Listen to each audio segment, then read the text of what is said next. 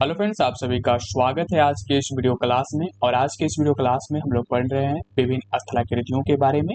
ठीक है, ये हमारा Lucent one liner video series one liner जो जीके है लुसेंट का, उसका वीडियो सीरीज है, जो कि ज्योग्राफी के अंतर्गत आज हम लोग पढ़ रहे हैं विभिन्न स्थलाकृतियों के बारे में। ठीक है, तो ये हमारा ज्योग्राफी का वीडियो सीरीज है। चलिए, तो यहाँ पर ज्योग्राफी के इस वीडियो सीरीज में हमें पढ़ना है विभिन्न स्थलाकृतियों के बारे में। देखिए, स्थलाकृति का मतलब क्या होता है? जो स्थल हमारी होती जो है, जो हमारी स्थल है, पृथ्वी का जो स्थल है, उस पर जो संरचनाएं बनी हैं, जो आकृतियां बनी हैं, उसी को हम कह सकते हैं स्थलाकृति। ठीक है, तो इन्हीं स्थलाकृतियों के बारे में हमें पढ़ना है। देखिए, पृथ्वी के स्थल पर कहीं आपको पर्वत दिखेंगे, कहीं पहाड़ दिखेंगे, कहीं नदियां, कहीं झरने आपको दिखेंगे।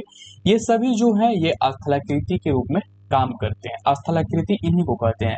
कहीं आपको पठार मिलेगा, ठीक है, तो नदी, पर्वत, पठार, ये जो भी संरचना आपको दिखता है पृथ्वी की सतह पर, ठीक है, चाहे वो मैदान हो, चाहे झील, नदी, तालाब हो, ये सभी किसके अंतर इन सभी को हम क्या कहेंगे? इन सभी को हम स्थलाकृति कहेंगे। ठीक है, तो ये सभी क्या है? ये सभी पृथ्वी के सतह पर बनी आकृतियां हैं, जिनको स्थलाकृति कहा जाता है। ठीक है, चलिए अब हम आगे बढ़ते हैं। देखिए, यहाँ पर बात हो रहा है कि निर्माण के आधार पर स्थलाकृतियां तीन प्रकार की होती हैं। हम निर्माण के आधार पर बात करेंगे तो स्थलाकृतियां तीन प्रकार की होती हैं: पर्वत, पठार और मैदान। ठीक है, तो ये कौन कौन से हैं? पर्वत है। पर्वत वो होते हैं जो ऊंचे और खड़े चट्टान वाले होते हैं, ये पर्वत होते हैं। पठार जो है समतल भूमि के बड़े क्षेत्र होते हैं, जो पठार होते हैं। पठार क्या होते हैं? ये समतल भूमि के क्षेत्र होते हैं और मैदान से ऊंचे होते हैं। ठीक है, मैदान से क्या होते हैं? ऊंचे होते हैं। जैसा कि ये आप यहाँ पर देख लीजिए, ये जो है ये एक पठार का उदाहरण है। यहाँ पर आप देखेंगे कि ये समतल भूमि से क्या है? ऊंचा है। ठीक है, और इसका जो शीर्ष है, शीर्ष किस तरह से है? शीर्ष इसका सपाट है। ठीक है, ये क्या हुआ? ये पठार है। ठीक है, चलिए आगे देखेंगे। फिर उसके बाद पठार के बाद मैदान आता है। मैदान जो है वह मैदान विस्तृत सपाट भूमि होती है। समतल भूमियां जो होती है उसी को क्या कहते हैं? उसी को मैदान कहते हैं। मैदान जो कि आपको इस इमेज में यहाँ पर दिख रहा है, ये क्या है? ये मैदान का उदाहरण है। ठीक है, उसी तरह से यहाँ पर आप जो देख रहे हैं ये पर्वत का उदाहरण है। तो उम्मीद है आप पर्वत, पठार और मैदान को यहाँ पर समझ गए। तो पठार, पर्वत और मैदान, ये तीन स्थलाकृतियां हैं निर्माण के आधार पर। ठीक है, तो निर्माण के आधार पर हम तीन प्रकार के स्थलाकृतियों के बारे में पढ़ते हैं: पर्वत, पठार और मैदान। चलिए आगे बढ़ते हैं, इनके बारे में थोड़ा और हम जानते हैं, अंतर समझेंगे। देखिए, विशेषता के आधार पर सबसे पहले ऊंचाई के आधार पर देखेंगे। जो पर्वत होते हैं उन वो बहुत ऊंचे होते हैं और इनका जो शीर्ष भाग होता है वह नुकीला होता है। ठीक है, इनका शीर्ष भाग कैसा होता है? वह नुकीला होता है। चलिए आगे देखेंगे। पठार जो है यह अपेक्षाकृत ऊंचे होते हैं लेकिन सपाट होते हैं। किससे ऊंचे होते हैं? मैदान से ये ऊंचे होते हैं। जो मैदानी भाग होगा उससे पठार जो होता है ऊंचा होता है, लेकिन जो इसका शीर्ष होता है वो किस तरह से होता है? सपाट होता है, चौड़ा होता है। उसके बाद मैदान जो है सबसे नीचे होता है, यानी कि इसकी हाइट नहीं होती है, इसकी ऊंचाई नहीं होती है। ये सपाट भूमि होती है, सिर्फ एक तरह से विस्तृत होती है, समतल भूमि होती है। ठीक है, तो इसको हम मैदान कहेंगे। ऊंचाई के आधार पर हम इस तरह से इनको समझ सकते हैं, इनको अलग कर सकते हैं। ढलान के आधार पर बात करें तो जो पर्वत होते हैं उनमें अधिक ढलान होती है, खड़ी ढलान होती है, क्योंकि ये शीर्ष जो होता है इनका नुकीला होता है, तो ढलान कैसा होगा? तीव्र ढलान होगा। वहीं पर जो पठार होते हैं इनकी जो ढलान होती है ये कम होती है पर्वत की अपेक्षा, और मैदान तो पूरी सपाट होती है, तो इसमें ढलान की कोई बात ही नहीं है। आकार के आधार पर बात करें तो ये छोटे से बड़े आकार में होते हैं, यानी कि पर्वत छोटे बड़े आकार के होते हैं। और इनका जो नीचे वाली जो भाग है, जो पदीय पार्ट होता है, वो क्या होता है? विस्तृत होता है, और ऊपर इनका जो होता है कम होता चला जाता है, और इस तरह से ये संरचनाएं बनाती हैं। पठार की बात करें तो ये बड़े क्षेत्रों में इनका फैलाव होता है। उसी तरह से मैदान का जो है विस्तृत क्षेत्र होता है और ये खुला मैदान होता है। चलिए, निर्माण की प्रक्रिया की आखिर किसी पर्वत का निर्माण कैसे होता है? तो पर्वत का जो निर्माण होता है वो प्लेट टेक्टोनिक के माध्यम से, प्लेट टेक्टोनिक की गतिविधियों के कारण होता है। ठीक है, उसके बाद जो पठार है उसकी निर्माण ज्वालामुखी गतिविधियों या कटाव से बनता है। ये ठीक है। और मैदान का निर्माण जो है वह नदी के कटाव और तलछट के जमाव से होता है, यानी कि नदियां जो अवसाद लाती है उनका जब जमाव होता है तो उसके जमाव के फलस्वरूप क्या होता है, मैदान का निर्माण होता है।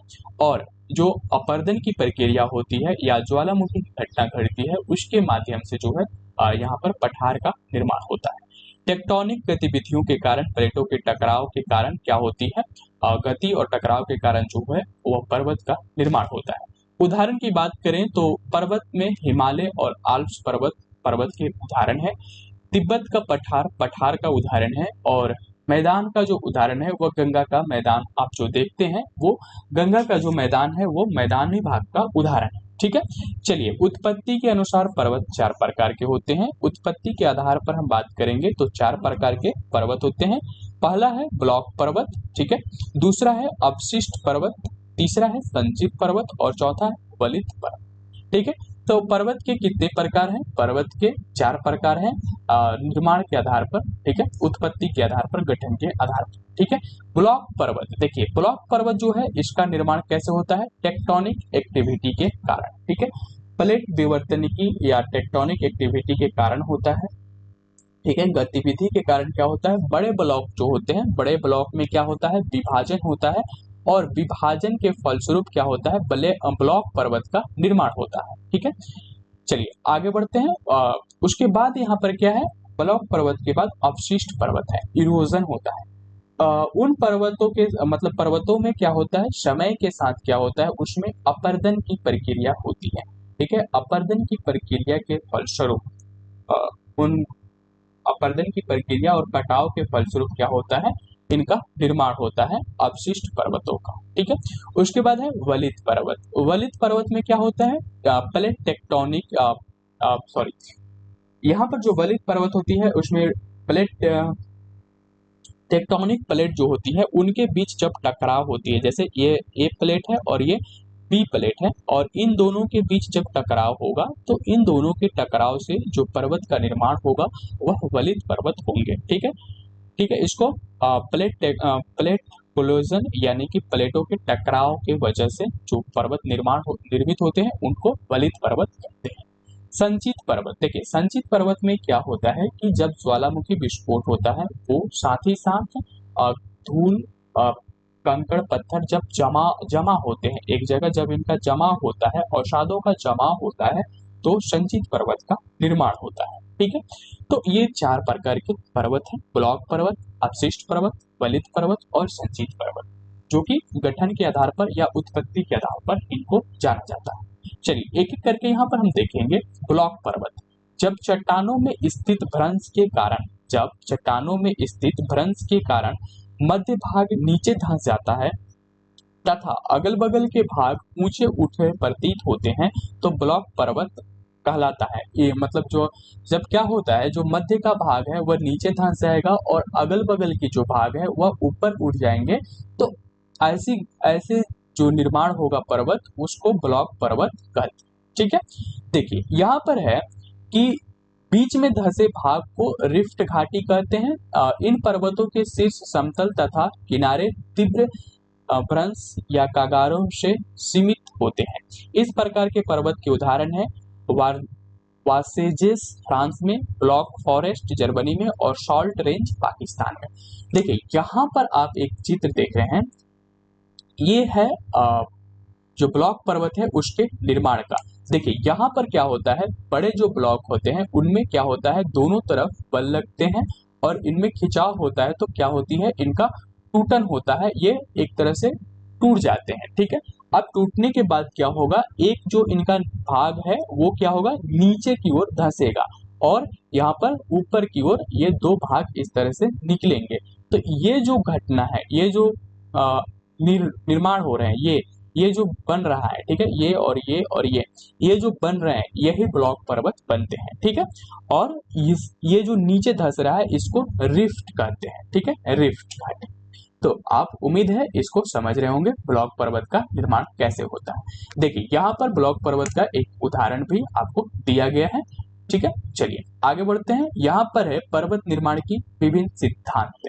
अब चूंकि हम लोगों ने हमें यहाँ पर देखना है पर्वत निर्माण के विभिन्न सिद्धांत। अभी सिर्फ पर्वत के एक प्रकार को हम लोगों ने पढ़ा है, वो है ब्लॉक पर्वत के बारे में।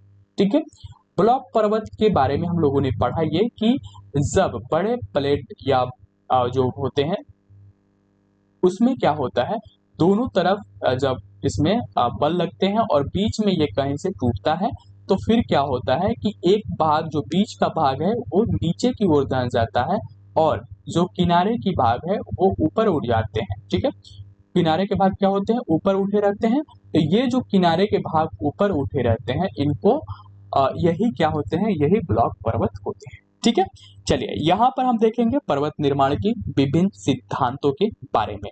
ठीक है, देखिए यहाँ पर भूसन्नति सिद्धांत है। भूसन्नति सिद्धांत जो है ये कोबर के द्वारा दिया गया था। ठीक है, यहाँ पर आप उन भूगोलवेताओं का नाम याद रखिएगा जो उन्होंने सिद्धांत दिए थे पर्वत निर्माण के बारे में। ठीक है, चलिए यहाँ पर देखते हैं। सबसे पहले भूसन्नति जो है वह कोबर के द्वारा दिया गया था। तापीय संकुचन का जो सिद्धांत है यह जेफ्रीज के द्वारा दिया गया था। महाद्वीपीय फिसलन के सिद्धांत जो है वह डेली के द्वारा दिया गया और महाद्वीपीय विस्थापन का जो सिद्धांत है वह वेगनर के द्वारा दिया गया। संवहन तरंगों के सिद्धांत जो है वह होम्स के द्वारा दिया गया और रेडियो एक्टिविटी का जो सिद्धांत है वह जोली के द्वारा दिया गया। प्लेट विवर्तनिकी का जो सिद्धांत है वह हैरी हेस के द्वारा दिया गया और प्लेट विवर्तनिकी का जो सिद्धांत है ये सबसे महत्वपूर्ण सिद्धांत है, इसलिए इसको याद रखिएगा। देखिए फिर से देख लीजिए, भूसन्नति सिद्धांत जो है कोबर के द्वारा दिया गया। तापीय संकुचन का जो सिद्धांत है वह जेफ्रीज के द्वारा दिया गया। महाद्वीपीय फिसलन का जो सिद्धांत है वह डेली के द्वारा दिया गया। महाद्वीपीय विस्थापन का जो सिद्धांत है वो वेगनर के द्वारा दिया गया। संवहन तरंगों का जो सिद्धांत है वह होम्स के द्वारा दिया गया और रेडियो एक्टिविटी का सिद्धांत जोली के द्वारा दिया गया। ठीक है, चलिए आगे बढ़ते हैं। यहाँ पर है कि प्लेट विवर्तनिकी शब्दावली का सर्वप्रथम प्रयोग टोरंटो विश्वविद्यालय के टूजो विल्सन ने 1965 ईस्वी में किया था। प्लेट विवर्तनिकी सिद्धांत की वैज्ञानिक व्याख्या का श्रेय WJ मॉर्गन को दिया जाता है। तो यहाँ पर प्लेट विवर्तनिकी के बारे में बताया जा रहा है कि सबसे पहला जो प्रयोग किया गया था वह टोरंटो विश्वविद्यालय के टूनो विल्सन ने 1965 में किया था। तो यानी कि प्लेट विवर्तनिकी शब्द का सबसे पहला प्रयोग 1965 में टोरंटो विश्वविद्यालय के टूजो विल्सन के द्वारा किया गया था।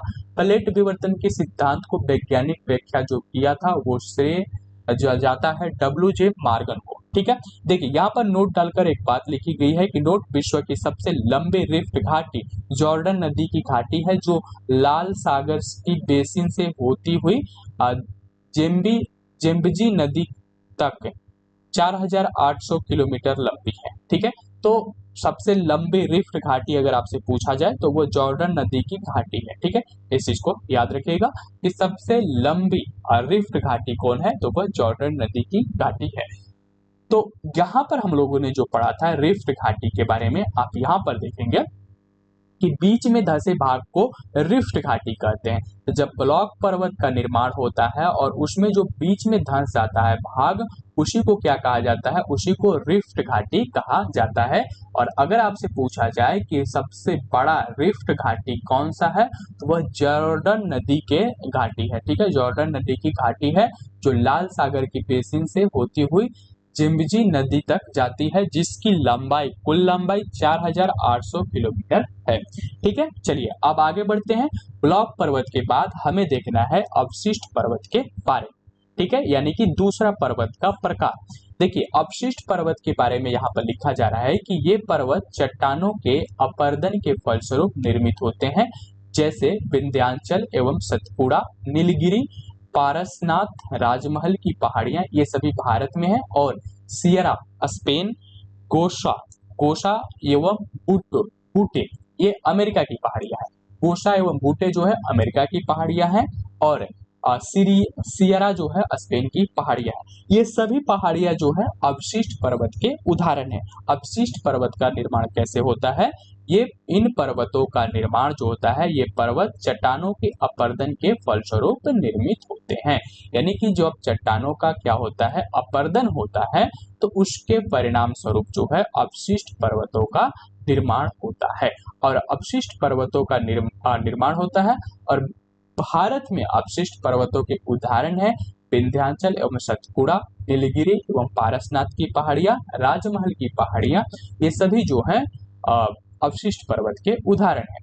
उसी तरह से सियरा स्पेन की जो है पर्वत, ये अपशिष्ट पर्वत के उदाहरण है। और बूटे अमेरिका की जो पर्वत है वो अपशिष्ट पर्वत के उदाहरण है। यहाँ पर आप अपशिष्ट पर्वत के इमेज देख सकते हैं। ठीक है, तो ये अपशिष्ट पर्वत हैं। इनका जो निर्माण होता है अपर्दन के फलस्वरूप होता है। ठीक है, चाहे वो हवा के माध्यम से हो, जल के माध्यम से हो, इनका क्या होता है, पर्वतों का अपर्दन होता है। और अपर्दन के फलस्वरूप क्या होता है, अवशिष्ट पर्वतों का निर्माण होता है। अवशिष्ट का मतलब होता है अवशेष बचा हुआ, तो यहाँ पर जो बच गया वही क्या हो गया, अवशिष्ट पर्वत हो गया। ठीक है, चलिए आगे बढ़ते हैं। यहाँ पर हम देखेंगे संचित पर्वत। देखिए संचित पर्वत क्या होता है, भूपटल पर मिट्टी, बालू, कंकड़, पत्थर, लावा के एक स्थान पर जमा होते रहने के कारण बनने वाली पर्वत जो है रेगिस्तान में बनने वाली बालू के स्तूप इसी श्रेणी में आते हैं। तो यहाँ पर जो है भूपटल पर मिट्टी चाहे हो गया, चाहे मिट्टी हुआ, बालू हो गया या फिर कंकर, ठीक है, बालू, मिट्टी, कंकर, पत्थर और साथ ही साथ जो लावा होता है, जो पृथ्वी के अंदर से निकलती है लावा, इनका जब जमाव होता है, धीरे धीरे जमाव जब होता है, तो जमाव के वजह से क्या होता है, संचित पर्वत होता है। संचित का मतलब होता है सच कर रखना, ठीक है, सचना यानी कि इनको जमा किया जाना। तो जब भूपटल पर मिट्टी, बालू, कंकड़, पत्थर, लावा एक स्थान पर जमा होते हैं तो इनसे बनने वाला जो पर्वत होता है वह संचित पर्वत होता है। और रेगिस्तान में बनने वाले जो बालू के स्तूप होते हैं, आप देखेंगे होंगे जो रेगिस्तान में क्या होता है, बालू के ऐसे टीले बन जाते हैं। ठीक है, तो ये जो टीले बनते हैं, बालू के स्तूप जो बनते हैं, ये भी इसी प्रक्रिया से बनते हैं कि समय के साथ क्या होता है, जमाव होता है बालू कंकड़ का और फिर क्या होता है, ये बालू के स्तूप बन जाते हैं। यहाँ पर आपको दिखाया गया है एक वोल्केनिक माउंटेन के बारे में जो कि ज्वालामुखी पर्वत के रूप में है।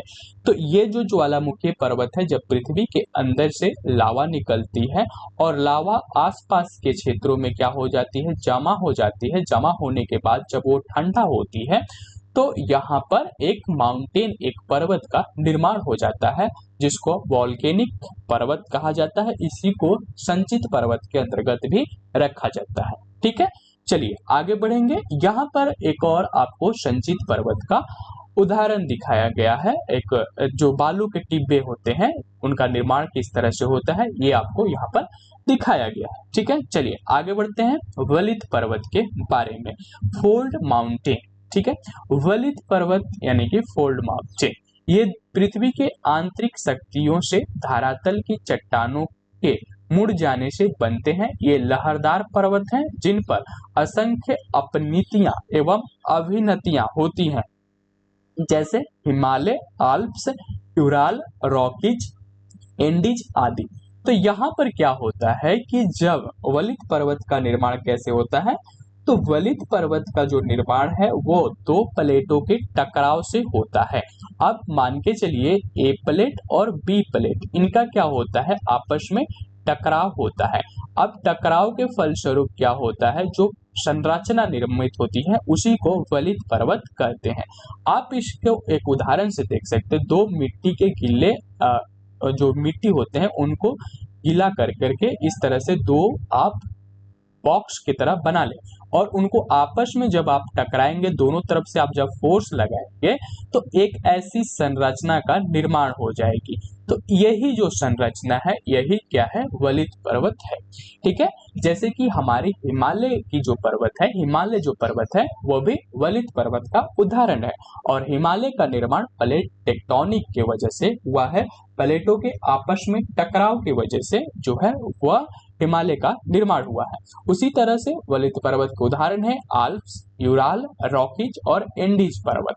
ठीक है, चलिए आगे बढ़ेंगे। यहाँ पर देखिए नोट डालकर लिखा गया है कि नोट, विश्व के विशाल वलित पर्वत की रचना आज से लगभग 30 मिलियन वर्ष पूर्व हुई थी। तो ये जो वलित पर्वत है लगभग इनका जो निर्माण हुआ है आज से 30 मिलियन वर्ष पूर्व हुआ है। ठीक है, तो इनका निर्माण बहुत पूर्व हुआ है। चलिए यहाँ पर देखिए विश्व की सबसे लंबी पर्वत श्रृंखला एंडीज पर्वत श्रेणी दक्षिण अमेरिका के पश्चिमी तट पर स्थित है। देखिए एंडीज पर्वत श्रेणी के बारे में बात हो रही है। एंडीज पर्वत श्रेणी दुनिया की सबसे बड़ी, ठीक है, सबसे लंबी जो है, सबसे लंबी पर्वत श्रेणी है। ठीक है, सबसे लंबी पर्वत श्रेणी कौन है? वह एंडीज पर्वत श्रेणी है। और एंडीज पर्वत श्रेणी कहां पर है? दक्षिण अमेरिका के पश्चिमी तट पर। ठीक है, यहाँ पर आप एक इमेज देखेंगे। ये जो इमेज है यहाँ पर जो भूरे रंग से आपको दिख रहा है यही जो है एंडीज पर्वत है। ठीक है, आप यहाँ पर जो भूरे रंग से देख रहे हैं यही क्या है? यही एंडीज पर्वत है। यहाँ पर आप देखेंगे ये जो आप संरचना देख रहे हैं इस तरह से सांप की तरह, ये जो सांप की तरह आप संरचना देख रहे हैं ये क्या है? ये एंडीज पर्वत श्रृंखला है। आप देख रहे होंगे कि यहाँ पर ये कितना लंबा है। तो ये विश्व की सबसे लंबी पर्वत श्रृंखला है जिसका नाम है एंडीज पर्वत श्रृंखला।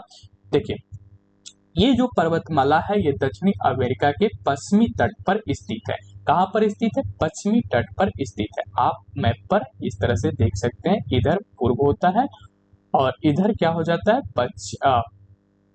पश्चिम हो जाता है। ठीक है, पश्चिम हो जाता है। पूर्व पश्चिम, ऊपर में उत्तर हो जाता है और नीचे में दक्षिण हो जाता है। तो उस तरह से ये जो भाग हुआ ये पश्चिमी भाग हुआ। और ये जो आप पूरी संरचना देख रहे हैं, ये जो पूरा मैप देख रहे हैं ये दक्षिण अमेरिका का मैप है। तो दक्षिण अमेरिका के ये जो है पश्चिमी तट पर स्थित है।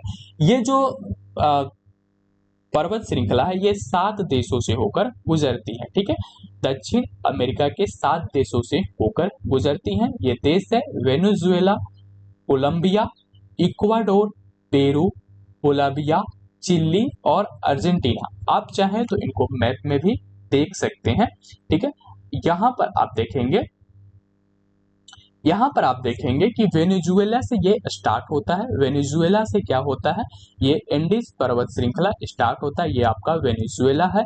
उसके बाद ये कोलंबिया में जाता है। कोलंबिया के बाद ये आगे बढ़ता है और कोलंबिया के बाद यहाँ पर आप देखेंगे वेनेजुएला और कोलंबिया के बाद यहाँ पर आप इक्वाडोर को देखेंगे। ठीक है, इक्वाडोर यहाँ पर है। इक्वाडोर ये जो देश है यहाँ पर इक्वाडोर देश है। इक्वाडोर के बाद यहाँ पर पेरू। ठीक है, ये आप पेरू को देखेंगे। पेरू के बाद बोलिविया, यहाँ पर आपका बोलिविया देश हुआ। बोलिविया के बाद जो है यहाँ पर आप चिली देखेंगे, ये चिली है। और उसके बाद अर्जेंटीना, अर्जेंटीना के बाद ये अर्जेंटीना तक होकर जाती है। तो आप यहाँ पर देख रहे थे एंडीज पर्वत का विस्तार। तो एंडीज पर्वत का जो विस्तार है वो 7 देशों से होकर गुजरती है। और अगर पूछ दिया जाए कि एंडीज पर्वत का जो विस्तार है कितने देशों में है, तो 7 देशों में। कौन कौन से? Venezuela, Cambodia, Ecuador, Peru, Bolivia, Chile और अर्जेंटीना। ठीक है, देखिए यहाँ पर हम लोगों ने बात किया कि विश्व की सबसे लंबी पर्वत श्रेणी श्रृंखला जो है वह एंडीज पर्वत श्रेणी या श्रृंखला है जो कि दक्षिण अमेरिका के पश्चिमी तट पर स्थित है। इस चीज को याद रखिएगा, ये दक्षिण अमेरिका के पश्चिमी तट पर स्थित है। नेक्स्ट यहाँ पर हम आगे देखते हैं। विश्व की सबसे ऊंची चोटी माउंट एवरेस्ट है।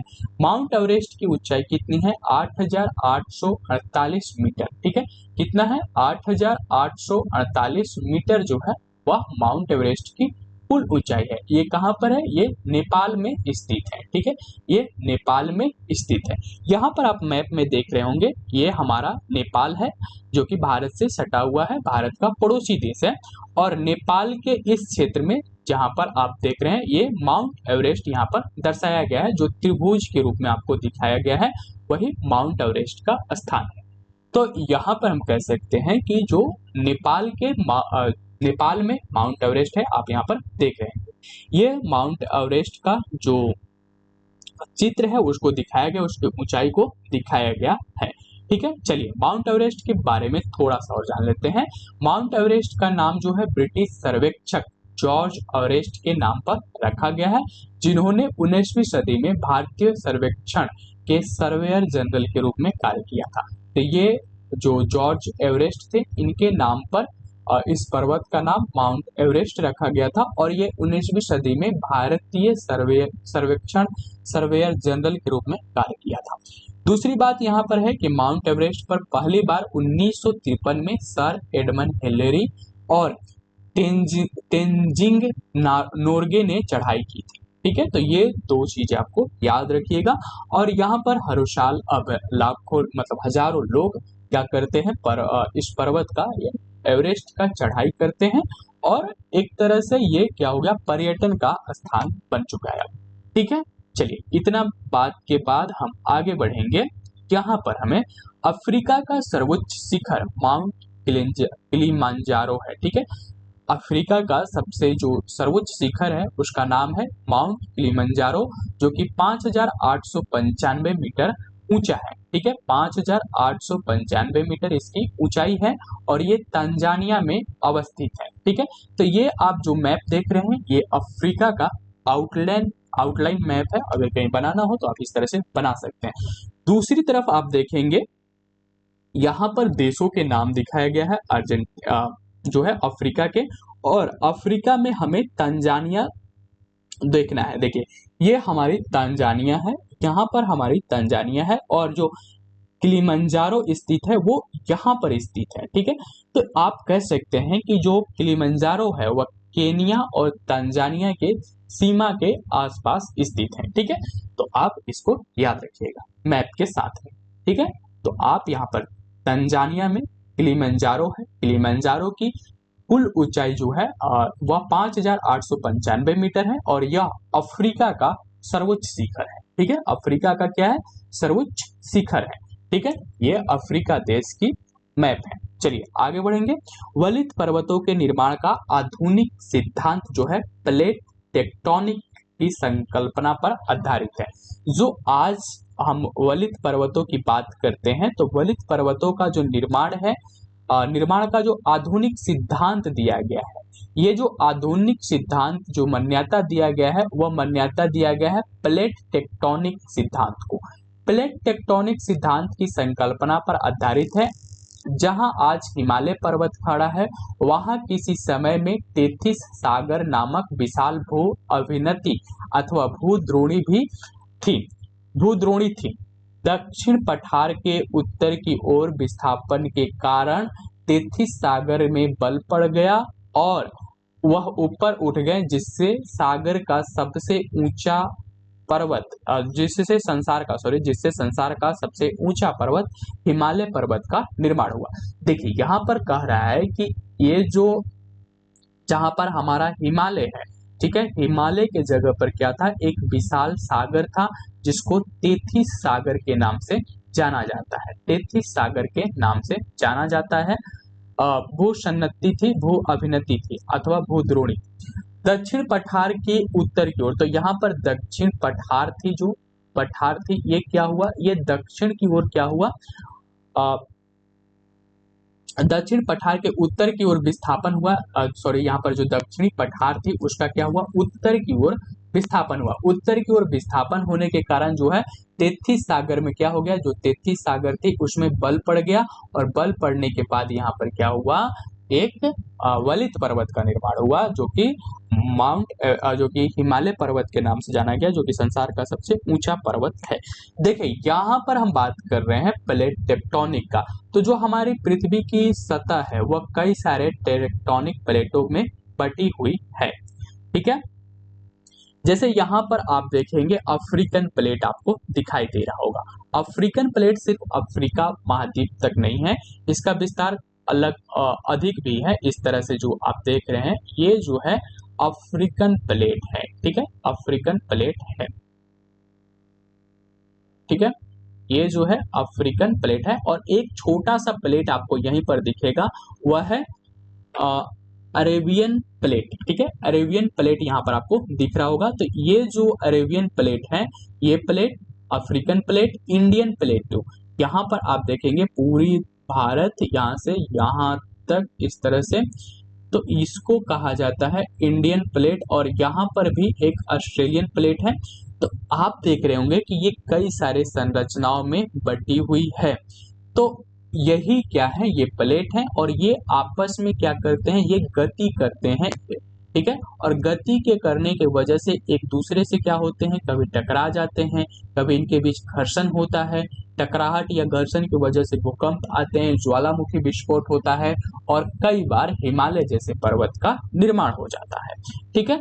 तो ये चीजें आपको यहाँ पर देखना था, जो कि आप यहाँ पर समझ रहे होंगे। चलिए आगे बढ़ेंगे। देखिए यहाँ पर आप कहेंगे कि आखिर इन प्लेटों की गति कैसे होती है। तो पृथ्वी जो है वह कई भागों में बटी हुई है, जैसे कोर और इनर कोर और आउटर कोर, यानी कि कोर हो गया एक भाग, दूसरा जो है मेटल भाग हो गया और तीसरा जो है भूपर्पट्टी पटल है। तो यहाँ पर आप हम लोगों ने देखा है कि जो भूपर्पट्टी है वह कई सारे प्लेटों में बटा हुआ है, लेकिन इन प्लेटों की गति कैसे होती है। तो जो मेटल है, मेटल का जो पृथ्वी का मेटल, ये मेटल भाग है, मेटल भाग, इसमें क्या होती है, संवहन धाराएं चलती है। संवहन धाराएं क्या होती है कि ये जो मेटल भाग है ये पिघला हुआ भाग है और बहुत ज्यादा गर्म होता है। इसमें क्या होता है, पृथ्वी में एक बात और जानिए कि जैसे जैसे आप नीचे की ओर जाएंगे वैसे वैसे टेम्परेचर क्या होगा, बढ़ेगा। यानी कि हम पृथ्वी से ऊपर आएंगे, पृथ्वी के केंद्र से ऊपर बढ़ेंगे तो क्या होगा, टेम्परेचर घटेगा, ठीक है। तो उसी तरह से यहाँ पर जब आप मेटल में देखेंगे तो जो गर्म लावा है वो हॉट क्या होती है, ऊपर की ओर जाती है, फिर वो ठंडा होती है, फिर वो नीचे की ओर बैठती है, फिर हॉट होती है, फिर नीचे की ओर जाती है। तो कोल्ड और हॉट इनका क्या होता है, ये ऊपर नीचे करते रहते हैं, ठीक है। और इन्हीं के वजह से क्या होता है, प्लेटों में गति होती है, टेक्टोनिक प्लेटों में क्या होती है, गति होती है, ठीक है। और इन्हीं गति की वजह से कभी कभी वो टकरा जाते हैं, कभी एक दूसरे के साथ घर्षण करते हैं, जिसके वजह से भूकंप, ज्वालामुखी और कई तरह की घटनाएं घटती हैं, ठीक है। चलिए आगे देखेंगे। यहाँ पर है भारत की अरावली पर्वत। तो अब हम अरावली पर्वत के बारे में देख रहे हैं। भारत की अरावली पर्वत विश्व की सबसे पुरानी वलित पर्वतों में गिना जाता है। तो जो भारत की अरावली पर्वत है, अरावली पर्वत को विश्व की पुरानी पर्वत वलित पर्वतों के रूप में जाना जाता है या गिना जाता है, ठीक है। चलिए आगे देखते हैं। यहाँ पर है कि इसकी सबसे ऊंची चोटी माउंट आबू के निकट गुरु शिखर है, जिसकी समुद्र तल से ऊंचाई 1712 मीटर है।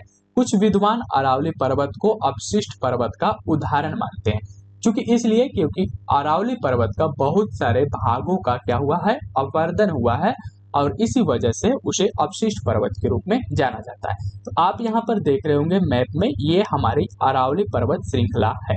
देखिए अरावली पर्वत यहाँ पर भी आप इसको देख रहे होंगे, ठीक है। अब आगे बढ़ते हैं और अरावली पर्वत के बारे में थोड़ा सा जानते हैं। यह पर्वतमाला पश्चिमी भारत में स्थित है। कहाँ पर स्थित है, पश्चिमी भारत में स्थित है, ठीक है। इधर पूर्वी भारत हो गया, इधर पश्चिमी भारत, इधर ऊपर उत्तरी भारत, नीचे की ओर दक्षिणी भारत के रूप में जाना जाता है, ठीक है। तो यह पर्वतमाला पश्चिमी भारत में स्थित है। मुख्यतः यह राजस्थान राज्य में और कुछ भाग हरियाणा, गुजरात और दिल्ली तक ये फैला हुआ है। तो ये मुख्य रूप से राजस्थान में है और कुछ भाग इसका हरियाणा और गुजरात तथा दिल्ली तक इसका फैलाव है। अरावली पर्वतमाला विभिन्न प्रकार के खनिजों से समृद्ध है, जिसमें तांबा, जस्ता, सीसा, चांदी, सोना आदि शामिल है। तो जो हमारी अरावली पर्वत है ये कई तरह से कई खनिजों के लिए क्या है, खनिजों से संपन्न है। और ये जो हमारी अरावली पर्वत है ये मुख्यतः राजस्थान राज्य में है और इसका कुछ भाग हरियाणा, गुजरात और दिल्ली तक फैला हुआ है। इसमें जो बात कही जा रही है कि अरावली पर्वत जो है विश्व की सबसे पुरानी वलित पर्वतों में से एक है, ठीक है। और दूसरी बात यहाँ पर यह है कि इसकी सबसे ऊंची चोटी जो है उसका नाम है माउंट आबू। तो माउंट आबू के निकट एक गुरु शिखर है, माउंट आबू के निकट गुरु शिखर है, जिसकी समुद्र तल से ऊंचाई 1722 मीटर है। कुछ विद्वान जो है अरावली पर्वत को अपशिष्ट पर्वत भी मानते हैं। चलिए इतनी बात के बाद हम आगे बढ़ते हैं, पठार के बारे में जानेंगे। पठार वही जिसकी जो है मैदान से थोड़ी सी हाइट अधिक होगी, ठीक है, और उसका जो ऊपरी भाग होगा यानी कि शीर्ष जो होगा वह सपाट होगा। चलिए अब यहाँ पर हम लोग पठार के बारे में पढ़ते हैं। पठार क्या है? धरातल पर विशिष्ट स्थल रूप जो अपने आसपास के स्थल से पर्याप्त ऊंचा होता है। तो ये एक विशिष्ट स्थल रूप है और ये जो होता है आसपास के स्थल से पर्याप्त ऊंचा होता है तथा इसका शीर्ष भाग चौड़ा और सपाट होता है। तो ये आसपास के क्षेत्र से क्या है, आप यहाँ पर देख रहे हैं, ऊंचा है, ठीक है, आसपास के भागों से ये ऊंचा है और इसका जो शीर्ष भाग है, शीर्ष भाग किस तरह का है, शीर्ष भाग इसका सपाट है, ठीक है, चौड़ा है, ठीक है। सामान्यतः पठार की जो ऊंचाई है, इसकी जो हाइट होती है, जो ऊंचाई होती है वह 300 से क्या होती है, 500 फीट की होती है, ठीक है, 300 से 500 फीट इसकी ऊंचाई होती है। कुछ अधिक ऊंचाई वाला पठार जैसे कि तिब्बत का पठार 16,000 फीट विश्व का सबसे ऊंचा पठार है, बोलिविया का पठार 12,000 फीट और कोलंबिया का पठार 7,800 फीट का है। तो ये कुछ विश्व के अधिक ऊंचे पठार हैं। सबसे जो याद करने वाली बात है वह तिब्बत का पठार के बारे में याद करना है। तिब्बत का जो पठार है वह 16,000 फीट पर है, ठीक है, 16,000 फीट पर है। विश्व का सबसे ऊंचा पठार के रूप में इसको जाना जाता है। चलिए आगे बढ़ेंगे। यहाँ पर पठार के बारे में उम्मीद है आपको चीजें समझ में आ गई होगी और जो चीजें याद करना है 2-3 कि पठार की जो सामान्यतः औसत ऊंचाई है 300 से 500 फीट होती है और तिब्बत जो है दुनिया का विश्व का सबसे ऊंचा पठार है जिसकी ऊंचाई 1600 फीट है और बोलिविया और कोलंबिया के पठार भी ऊंचे पठारों में गिने जाते हैं। बोलिविया पठार की जो ऊंचाई है 12,000 फीट है और कोलंबिया की जो पठार है उसकी 7,800 फीट की ऊंचाई पर है, ठीक है। और जो पठार होते हैं उनकी परिभाषा ये है कि ये एक विशिष्ट स्थल स्वरूप होते हैं जो आसपास के स्थलों से पर्याप्त ऊंचे होते हैं, ठीक है, यानी कि मैदान से ये ऊंचे होते हैं। चलिए यहाँ पर पठारों के प्रकार के बारे में जानते हैं। प्रकार और विशेषताएं। सबसे पहले निम्न प्रकार के पठार होते हैं। हम यहाँ पर 5 प्रकार के पठार देखेंगे। अंतर पर्वतीय पठार, दूसरा है पर्वत पदीय पठार, तीसरा है महाद्वीपीय पठार, चौथा है तापीय पठार और पांचवा है गुंबदाकार पठार। तो इन 5 पठारों के बारे में यहाँ पर हमें पढ़ना है। सबसे पहले हम पढ़ते हैं अंतर पर्वतीय पठार। अंतर पर्वतीय पठार कौन से होते हैं? तो पर्वतमालाओं के बीच बने पठार जो होते हैं वह पर्वतमालाओं के बीच बने पठार को क्या कहा जाता है? अंतः पर्वतीय पठार।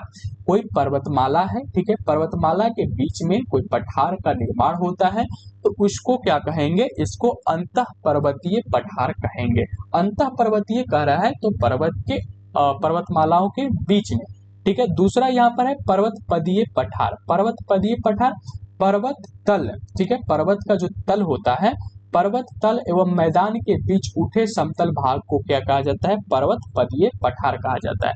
पर्वत का जो तल है, ठीक है, ये पर्वत का तल मान लीजिए, और जो मैदान है इसके बीच में जो उठा हुआ भाग होता है उसी को क्या कहा जाता है? पर्वत पदीय पठार कहा जाता है। महाद्वीपीय पठार की बात किया जा रहा है। तीसरा जो है महाद्वीपीय पठार, जब पृथ्वी के भीतरी भाग जामा लेकोलिथ भूपृष्ठ के अपर्दन के कारण सतह पर उभर आते हैं तब ऐसे पठार बनते हैं, जैसे दक्षिण का पठार। देखिए यहाँ पर एक बात आपको नई मालूम चलेगा, जो है लोकोलिथ भूपृष्ठ। लोकोलिथ भूपृष्ठ वो होते हैं जब ज्वालामुखी का विस्फोट होता है, ज्वालामुखी का विस्फोट होता है तो कुछ जो लावा होते हैं वो पृथ्वी के बाहर आ जाते हैं और कुछ जो होते हैं पृथ्वी की सतह के आंतरिक भागों में जमा हो जाते हैं और वहीं पर ठंडा होकर वो वहीं पर ठंडा हो जाते हैं। तो ये जो आंतरिक भाग में जो ठंडा हुए लावा होते हैं उन्हीं को लोकोलिथ कहा जाता है। तो जब ऊपर जो आंतरिक भाग में जमा होते हैं, यहाँ पर जब ऊपरी भाग में अपर्दन होता है और अपर्दन के फलस्वरूप ये आंतरिक भाग में जमा हुआ लावा जिसको लोकोलिथ कहते हैं वो जब बाहर आता है तो उसी को क्या कहा जाता है? उसी को महाद्वीपीय पठार के नाम से जाना जाता है, जैसे दक्षिण का पठार। अब आगे बढ़ते हैं, यहाँ पर है तटीय पठार। तटीय पठार क्या है? समुद्र के तटीय भाग में स्थित जो पठार होते हैं उनको तटीय पठार कहा जाता है। गुंबदाकार पठार, चलन क्रिया के फलस्वरूप निर्मित पठार, जैसे रामगढ़ और रामगढ़ का गुंबद जो है भारत में, ये सभी जो है गुंबदाकार पठार के उदाहरण है। गुंबदाकार पठार कैसे बढ़ता है? तो चलन क्रियाओं के द्वारा बनती है। चलिए यहाँ पर अब हमें मैदान के बारे में देखना है, पर्वत पठार, और उसके बाद हम यहाँ पर देख रहे हैं मैदान के बारे में। प्लेन कह रहा है कि 500 फीट से कम ऊंचाई वाले भूपृष्ठ के समतल भाग को मैदान कहते हैं। मैदान अनेक प्रकार के होते हैं, तो इनकी जो ऊंचाई है 500 फीट से क्या होगा? कम होगा। इनकी ऊंचाई की तुलना करना ही बेकार है। सिर्फ इतनी बात याद रखिए कि ये क्या होते हैं? ये सपाट होते हैं और सपाट और विस्तृत होते हैं, तो ये क्या हो गए? ये मैदान हो गए, ठीक है। और इनकी जो ऊंचाई जो है 500 फीट से कम होगा। चलिए यहाँ पर हमें देखना है मैदान के प्रकार के बारे में। देखिए मैदान दो प्रकार के होते हैं निर्माण के आधार पर। एक है अपराधात्मक मैदान, अपरदनात्मक मैदान, और दूसरा है निक्षेपणात्मक मैदान। तो दो प्रकार के मैदान होते हैं, एक है अपरदनात्मक मैदान और दूसरा है निक्षेपणात्मक मैदान। प्राकृतिक अपरदन द्वारा जो निर्मित होती है उनको अपरदनात्मक मैदान कहते हैं, और जो नदियों के निक्षेपण द्वारा निर्मित होते हैं उनको निक्षेपणात्मक मैदान कहते हैं। तो यही दो प्रकार के मैदानों के बारे में हमें आज जानना है, यहाँ पर समझना है। चलिए सबसे पहले देखते हैं अपरदनात्मक मैदान, ठीक है। ये जो कह रहा है कि नदी हिमानी पर्वत जैसी शक्तियों के अपरदन से इस प्रकार के मैदान बनते हैं।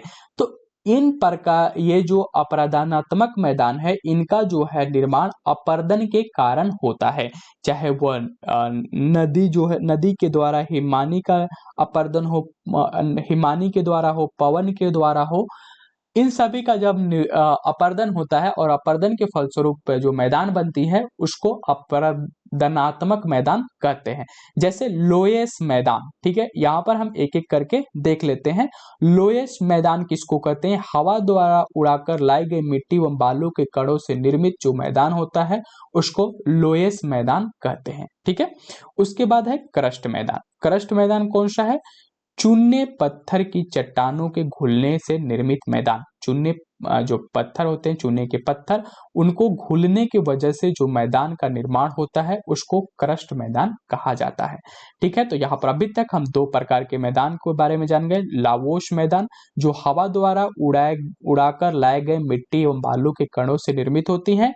क्रस्ट मैदान जो चूने पत्थर के चट्टानों के घुलने से निर्मित होते हैं।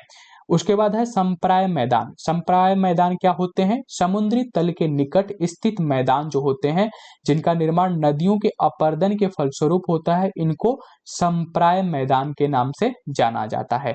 तो संप्राय मैदान क्या होते हैं? समुद्र तल के निकट होते हैं, निकट स्थित जो मैदान होते हैं उनको संप्राय मैदान कहते हैं, और इनका जो निर्माण है नदियों के अपरदन के कारण होता है, ठीक है। उसके बाद है ग्लेशियर मैदान। ग्लेशियर मैदान क्या होते हैं?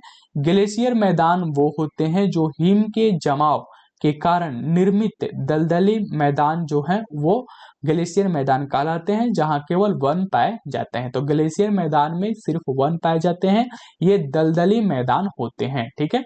तो हिम के जमाव के कारण यानी कि बर्फ के जमाव के कारण इनका निर्माण होता है और इनको ग्लेशियर मैदान के नाम से जाना जाता है। ग्लेशियर मैदान जो होते हैं दलदली मैदान होते हैं और इनमें केवल वन पाए जाते हैं। रेगिस्तानी मैदान। रेगिस्तानी मैदान क्या है? वर्षा के कारण बनी नदियों के बहने के फलस्वरूप इसका निर्माण होता है। तो वर्षा के कारण क्या होता है? जो नदियां हैं वो बहती हैं और मैदान का क्या करती हैं? निर्माण करती हैं। इसी को कहा जाता है और रेगिस्तानी मैदान। चलिए मैदान के प्रकार को यहाँ पर हम समझते हैं। लोएस मैदान हवा द्वारा उड़ाई गई मिट्टी से निर्मित होती है। अभी हम लोगों ने पढ़ा लोएस मैदान क्या होती है, हवा द्वारा उड़ाई गई मिट्टी से निर्मित होती है। क्रस्ट मैदान जो होती है चूने पत्थर की चट्टानों के घुलने की वजह से लोएस मैदान का निर्माण होता है। समुद्र तल के निकट स्थित मैदान जिसका निर्माण नदियों के अपरदन से होता है उसको संप्राय मैदान कहते हैं। उसके बाद हम लोगों ने ग्लेशियर मैदान के बारे में पढ़ा। हिम के जमाव से बने जो दलदली मैदान होते हैं उसी को ग्लेशियर मैदान कहते हैं और ये इस मैदान में सिर्फ वन पाए जाते हैं। रेगिस्तानी मैदान जो है वर्षा से बनी नदियों के बहने से निर्मित जो मैदान होते हैं उनको रेगिस्तानी मैदान कहते हैं। चलिए आगे बढ़ेंगे। यहाँ पर है निक्षेपणात्मक मैदान। अभी तक हम लोग अपर्दनात्मक मैदान पढ़े थे, अब हमें निक्षेपणात्मक मैदान पढ़ना है। नदी निक्षेप द्वारा बड़े बड़े मैदानों का निर्माण होता है। इसमें गंगा, सतलज, मिसिसिपी एवं हुआंगे के मैदान प्रमुख है। इस प्रकार के मैदान में जलोढ़ का मैदान, डेल्टा का मैदान प्रमुख है। देखिए नदियां क्या करती हैं, अपने साथ अवक्षेप लेकर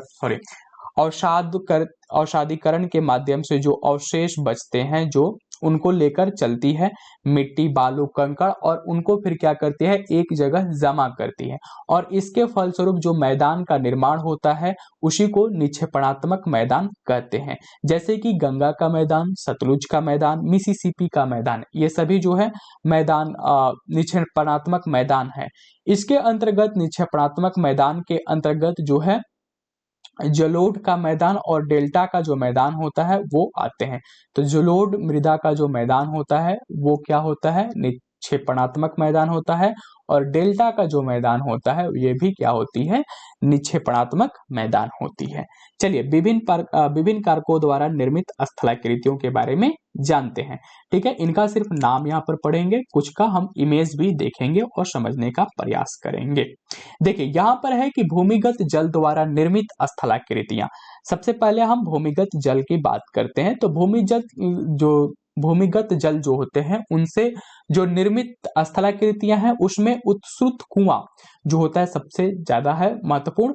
उस उत्सुत कुआं, गीजर, घोल, रंध्र, डोलाइन, क्रास्ट झील, युवाल, पोलिये और कंदरा, स्टेलेक्वालाइट और स्टेलेग्माइट, लैपिज, ये सभी जो है स्थलाकृतियां हैं जो कि भूजल के द्वारा, भूमिगत जल के द्वारा क्या होते हैं, निर्मित होते हैं। इसमें से जो उत्सुत कुआं है उसके बारे में यहाँ पर आप समझिए। देखिए कभी कभी क्या होता है, ज्यादातर ये बरसात के दिनों में आप देखेंगे कि पृथ्वी के अंदर से क्या होता है, पानी बाहर निकलने लगती है ऑटोमेटिक, या फिर आप बोरवेल किए हुए हैं तो जो बोरवेल का छिद्र होता है उसमें बिना किसी पंप के, बिना किसी मोटर के क्या होती है, वो बाहर निकलने लगती है। तो इसके पीछे का जो साइंस है या इसके पीछे जो होता है वो यहाँ पर दिखाया जा रहा है। ठीक है, यहां पर क्या होता है कि दो तरह के जल स्रोत होते हैं, दो जगहों पर जल स्रोत होते हैं और इन जल स्रोतों के बीच में जो है इसका निर्माण होता है, इस वेल का निर्माण होता है। अब यहाँ पर जो जल स्रोत है ये भी क्या करेंगे, प्रेशर लगाएंगे, ये भी प्रेशर लगाएंगे और नीचे जो है आपका ये ग्राउंड वाटर भरा हुआ है। तो जब ये दोनों तरफ का प्रेशर अधिक हो जाता है तो यहाँ पर क्या होती है, जहां पर कमजोर भाग होती है वहां से पानी बाहर निकलने की कोशिश करती है। बिहार में इसको दौ के नाम से भी जाना जाता है, दवाड़ के नाम से जाना जाता है। तो आप इसको इस तरह से देख सकते हैं, ये किस तरह से निकलती है, ये साफ पानी निकलती है यहाँ से और लगातार ये अंदर से निकलती रहती है। ठीक है, ज्यादातर ये बरसात में होती है और ये जंगली क्षेत्रों में होती रहती है। चलिए आगे बढ़ते हैं। नोट, सर्वाधिक उत्सुत कुआं ऑस्ट्रेलिया में पाया जाता है। सर्वाधिक जो उत्सुत कुआं है ये कहां पर पाया जाता है, ऑस्ट्रेलिया में पाया जाता है, लेकिन हमारे यहाँ भी बरसातों में इसको देखा जा सकता है। चलिए आगे बढ़ते हैं। सागरीय जल द्वारा निर्मित, अभी हम लोगों ने बात किया स्थलीय भूमिगत जल द्वारा या भूमिगत जल द्वारा निर्मित स्थलाकृतियों के बारे में। अब हम बात कर रहे हैं सागरीय जल द्वारा निर्मित स्थलाकृतियों के बारे में। सिर्फ यहाँ पर नाम देखेंगे, सर्फ, वेलाचली, तंगरिका, पुलीन और हुक लुप। टोम्बोलो, ये सभी जो है ये सागरीय जल द्वारा निर्मित स्थलाकृतियां हैं। हिमनद द्वारा निर्मित स्थलाकृतियां जो हैं सार्क, टार्न, अरेथ, हॉर्न, नानु नुनाटक, फ्योर्ड, ड्रमलिन, केम, एस्कर, ये सभी जो है हिमनद द्वारा निर्मित होती है। बहुत गहरी हिमनद गर्ते जिसमें समुद्री जल भर जाता है तथा जो समुद्री तटरेखा पर होती हैं उसने फ्योर्ड कहते हैं। फ्योर्ड किसको कहते हैं ये समझिए। बहुत गहरी हिमनद होती हैं, बहुत गहरी हिमनद गर्ते होती हैं, ठीक है, जिसमें क्या होता है समुद्री जल क्या हो जाता है भर जाता है, और समुद्री जल भर जाता है तथा जो समुद्री तटरेखा पर होती है इसी को क्या कहा जाता है, इसी को फ्योर्ड कहा जाता है। सर्क क्या है, सर्क गहरे लंबे एवं चौड़े गर्त हैं। सर्क क्या है, गहरे लंबे और चौड़े गर्त हैं जिनकी दीवार तीव्र ढाल वाली सीधी एवं अवतल होती है। अधिकतर सर्क हिमनद घाटियों में पाया जाता है। तो सर्क क्या होते हैं, एक हिमनद घाटियों में पाए जाने वाली संरचना है। इसकी दीवार क्या होती है, बहुत ऊंची होती है, तीव्र ढलान वाली होती है और ये सीधी होती है एवं अवतल होती है। अधिकतर जो सर्क है वह हिमनद घाटियों में पाई जाती है। जब नदियां शुरू में गिरती हैं तो वहां पर जो होती है गहरे सर्क का निर्माण करती है। उसी को मतलब यहाँ पर गहरा होता है, गड्ढा होता है, इसी को क्या कहा जाता है, इसी को सर्क कहा जाता है। शीर्ष पर पाए जाते हैं, शीर्ष पर पाया जाता है हिमनद के पिघलने पर जल से भरी सर्क को सर्क झील या टर्न झील कहते हैं। तो जो इसके शीर्ष पर पाए जाते हैं जब हिमनद पिघलता है और पिघलने से जब इसमें जल भरा जाता है तो इसी को सर्क झील के या टर्न झील के नाम से जाना जाता है। चलिए, सर्क के शीर्ष पर अपरदन होने से हॉर्न निर्मित होता है। आल्प्स पर्वत की चोटी मेटर हॉर्न तथा हिमालय पर्वत की सबसे ऊंची चोटी एवरेस्ट वास्तव में हॉर्न है जो सार्क के शीर्ष अपरदन से निर्मित है। तो ये जो हॉर्न यहाँ पर निर्मित होती है वह सर्क के शीर्ष पर अपरदन जब होता है तो क्या होती है, हॉर्न का निर्माण होता है। ठीक है, लगातार अपरदन से सर्क के दोनों तरफ की दीवारें तंग होती जाती है और इसका आकार कंघी या आरी के समान हो जाता है। इस तरह का ये आकार बन जाती है। ठीक है, इस तरह का आकार बन जाती है। इसी को कहा जा रहा है कि जो सर्क होती है उसका लगातार अपरदन होता है और अपरदन के कारण इस तरह का आकार जो कि कंघी या आरी के समान कटकों के रूप में हो जाता है, जिन्हें अरेत कहते हैं। इनको क्या कहते हैं, इनको अरेत कहते हैं। ठीक है, और इनका निर्माण कैसे होता है, सार्क के अपरदन के कारण, जिन्हें अरेत कहते हैं, तीक्ष्ण कटक कहते हैं। इन पर चढ़ना असंभव होता है। ठीक है, इन पर चढ़ना मुश्किल होता है, असंभव होता है। देखिए यहाँ पर नोट डालकर लिखा है कि ड्रिमलिन मुख्य रूप से समूह में मिलते हैं। इसी प्रकार ऐसे स्थलाकृति को अंडे की टोकरी की स्थलाकृति कहते हैं। Basket of egg topography. ठीक है, टोपोग्राफी। ये जो आप ड्रिमलिन देखते हैं ये इस तरह का होता है, इस तरह का, ऐसे ऐसे। ठीक है, और ये एक साथ कई मिलेंगे आपको, तो इस तरह की जो संरचना होती है उसी को ड्रिमलिन कहते हैं। ठीक है, ड्रिमलिन कहा जाता है। ये इस तरह की संरचना होती है जो बालू, कंकड़ और पत्थर के जमाव के कारण बनती है। धीरे धीरे इन पर बर्फ जम जाती है, जब बर्फ हटती है तो ये ड्रिमलिन का निर्माण करती है। चलिए आगे बढ़ते हैं। पवन द्वारा निर्मित स्थलाकृतियां। अब हम लोग यहाँ पर पवन के द्वारा निर्मित स्थलाकृतियां देखेंगे, जैसे कि ज़ुगोन, यारडंग, इंसेलबर्ग, छत्रक, प्लेया, लेगून, वरखाना, लोएस और पेडिप्लेन, ये सभी क्या है, ये सभी पवनों द्वारा निर्मित स्थलाकृतियां हैं। मरुटिब्बा के बारे में देखते हैं। मरुटिब्बा क्या है, हवा के तेज वेग से बने रेतीली टीलों को कहते हैं। मरुटिब्बा किसको कहते हैं, जब तेज हवा चलती है और तेज हवा के वजह से जो रेतीले टीले बनते हैं इन्हीं को मरुटेब कहते हैं। इनके निर्माण के लिए अवरोध का होना आवश्यक है। 9 चंद्राकार टिब्बे जिसकी भुजा पवनों की दिशा में निकली होती है बरखाना कहते हैं। जो इसकी भुजा होती है जो कि पवनों की दिशा में होती है, पवनों की दिशा में होने वाली जो भुजा है उसको बरखाना कहते हैं। तो आप यहाँ पर देखेंगे ये जो है रेतीले टिब्बे हैं, इस तरह से ये टिब्बे बनते हैं। इन्हीं को क्या कहा जाता है, ये टिब्बे जो है टिब्बे को मरु टिब्बा कहा जाता है और इनके बनने के लिए अवरोध की जरूरत है। तो आप यहाँ पर देखेंगे कि ये छोटी छोटी झाड़ियां, छोटे छोटे पेड़ हैं जो कि अवरोध का काम कर रही हैं और ये तब बनती है जब पवन तीव्र गति से बहती है और अपने साथ बालू के कण, रेतीले कण जो है लेकर चलती है और अवरोध मिलने पर, रुकावट मिलने पर यह क्या करती है, उसकी जमाव करती है, उसको रखती है, जमाती है। तो इसी को जमने की वजह से मरुटिब्बा का निर्माण होता है और ये अर्धचंद्राकार आकार में होते हैं, इस तरह से, ठीक है, अर्धचंद्राकार आकार में होते हैं या नौ चंद्राकार आकार में होते हैं। इनकी जो भुजा होती है वो पवनों की दिशा में होती है, ठीक है। चलिए आगे बढ़ेंगे। जब रेत के कण बहुत महीन और हल्के होते हैं तो पवन उसे बहुत लंबी दूरी तक ले जा सकती है। जब ऐसी रेत बड़े क्षेत्र में जमा होती है तो इसे लोएस कहते हैं। तो लोएस किसको कहते हैं, जब पवन जो होती है वो बालू के कण को बहुत दूर ले जा करके जमा करती हैं, तो उस जमा करे हुए चीज को या बालू, पवनों द्वारा जमा किए गए बालू को क्या कहते हैं, लोएस कहते हैं, ठीक है। आप यहाँ पर देखिए चित्र में ये जो जमा किया हुआ आपको दिख रहा है बालू के कण, ये क्या है, ये लोएस है, ठीक है, इन्हीं को लोएस कहते हैं, ठीक है। चलिए आगे बढ़ेंगे। समुद्री तरंग द्वारा निर्मित स्थलाकृतियां। तो समुद्री तरंग द्वारा भी कुछ स्थलाकृतियों का निर्माण होता है, जैसे कि समुद्री भृगु, भुजिवाहवा और लैगून झील, रिया तट, भारत का पश्चिमी तट जो है इसी तरह का है, स्टैक, डलमेशियन, यूगोस्लाविया का तट जो है वह डलमेशियन है।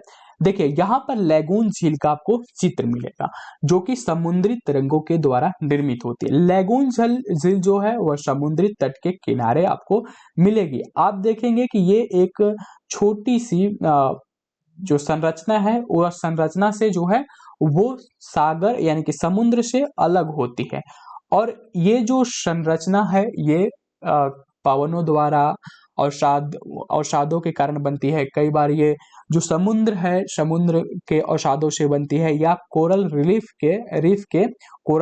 के माध्यम से भी ये बनती है। तो ये जो आप नदी समुद्र के पानी का जो जमाव देख रहे हैं इसी को लैगून झील के नाम से जाना जाता है, जो कि समुद्री तट के किनारे पाए जाते हैं, ठीक है, और जो कि समुद्री तरंगों द्वारा निर्मित होती हैं, ठीक है। चलिए आगे बढ़ते हैं। नदी द्वारा निर्मित स्थलाकृतियों। नदी द्वारा निर्मित स्थलाकृतियों में महाखंड या गॉर्ज, केनियन, वी आकार की घाटी, जलप्रपात, क्षिप्रिकाएं, जलगर्तिका, विसर्प नदी वेदिकाएं, जलोढ़ शंकु तथा जलोढ़ पंख, गोखुर झील और गुम्फित नदी है। गुम्फित नदी क्या होती है कि मान लीजिए नदी इस रास्ते से बह रही है और कुछ दिनों के बाद वह इस रास्ते को छोड़कर किसी और रास्ते से बहने लगती है, तो अब ये जो रास्ता पहले की रास्ता थी इसी को गुम्फित नदी कहते हैं, क्योंकि यहाँ पर ये अब नहीं बह रही है, ठीक है। गोखुर झील के बारे में हम आगे चर्चा करेंगे। जलोढ़ पंख क्या होती है कि जब नदियां अपने साथ जो कचड़े लेकर चलती है, जो अवसाद लेकर चलती है, जब उनको जमा करती है तो वो क्या बनती है, जलोढ़ पंख या जलोढ़ मिट्टी का निर्माण करती है। यहाँ पर देखिए जलप्रपात आपको दिख रहा होगा। जलप्रपात क्या होती है, जब पानी जो है, जो नदियां जो है ऊंचे पर्वतों से, पठारों से नीचे गिरती है तो उसी को जलप्रपात कहते हैं हम लोग, ठीक है। जल का गिरना जलप्रपात होता है। देखिए यहाँ पर क्षिप्रिकाएं क्या होती है, वो संरचनाएं होती है जिसके पूर्व जो होती है पानी का किसी तरह से रुकावट होती है और क्षिप्रिकाओं में इनका जो बहाव होता है, पानी का जो बहाव होता है वह तीव्र हो जाता है, तेज हो जाता है। यहाँ पर भी आकार की घाटी आपको दिख रहा होगा। ये जो नदी के मार्ग है, नदी के मार्ग के वजह से यहाँ पर भी आकार की संरचना बनती है। इसी को भी आकार की घाटी कहा जाता है या भी आकार की घाटी होती है। एक यू आकार की भी घाटी होती है। ठीक है, तो यू आकार की घाटी का भी निर्माण जो है नदियों के द्वारा होती है।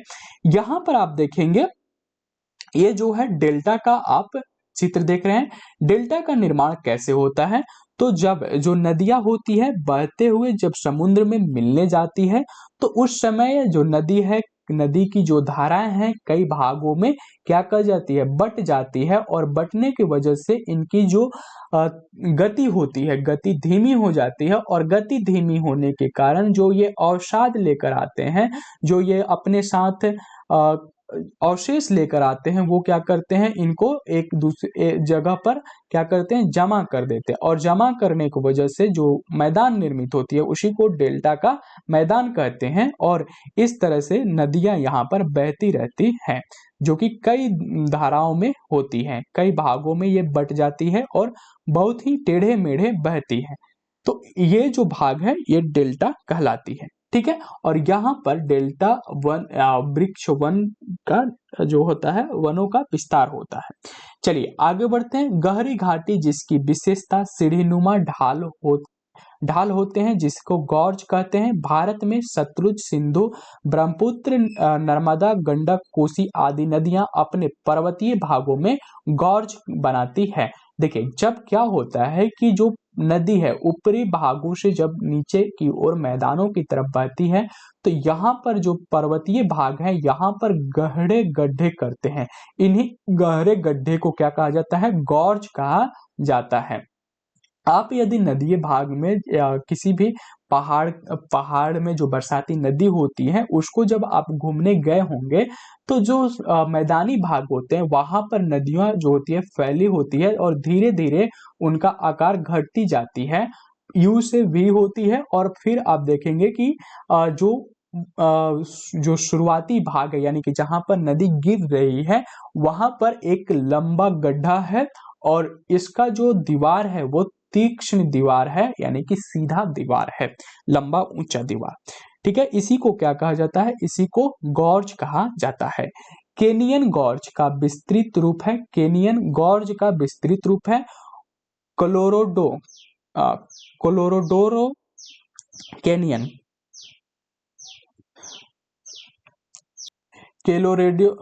कोलोरेडो केनियन जो है यूएसए जो कि कोलोराडो नदी द्वारा बना है, विश्व में सबसे अधिक प्रसिद्ध है। तो ये जो एक गॉर्ज है जिसको कोलोराडो केनियन के नाम से जाना जाता है। ठीक है, केनियन क्या होता है, गॉर्ज का विस्तृत रूप होता है। गॉर्ज का विस्तृत रूप जो होता है वह केनियन कहलाता है। और कोलोराडो नदी के द्वारा बनाया गया जो कोलोराडो कैनियन है यह यूएसए में है और विश्व में सबसे अधिक प्रसिद्ध है। चलिए आगे बढ़ते हैं। जब नदी की तलहटी उबड़ खाबड़ रहती है तो नदी का जल तीव्र झोंके के साथ आगे बढ़ता है, जिसे छिरपिका कहते हैं। तो यहाँ पर जब नदी का तल उबड़ खाबड़ होता है तो जो पानी है वो तीव्र गति से नीचे की ओर बहती है, समुद्र तल की ओर बहती है। और इसी भाग को, जिस भाग में नदी का जो तल है वो उबड़ खाबड़ होती है, उसको छिरपिका कहते हैं।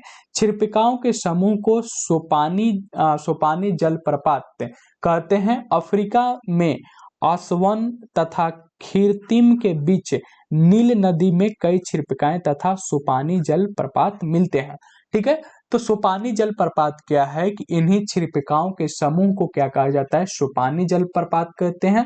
सोपानी जलप्रपात क्या है कि जो नदी के भाग हैं वो क्या होते हैं, उबड़ खाबड़ होते हैं। जो जिस मार्ग से नदी बहती है वो मार्ग किस तरह से होती है, वो उबड़ खाबड़ होती है।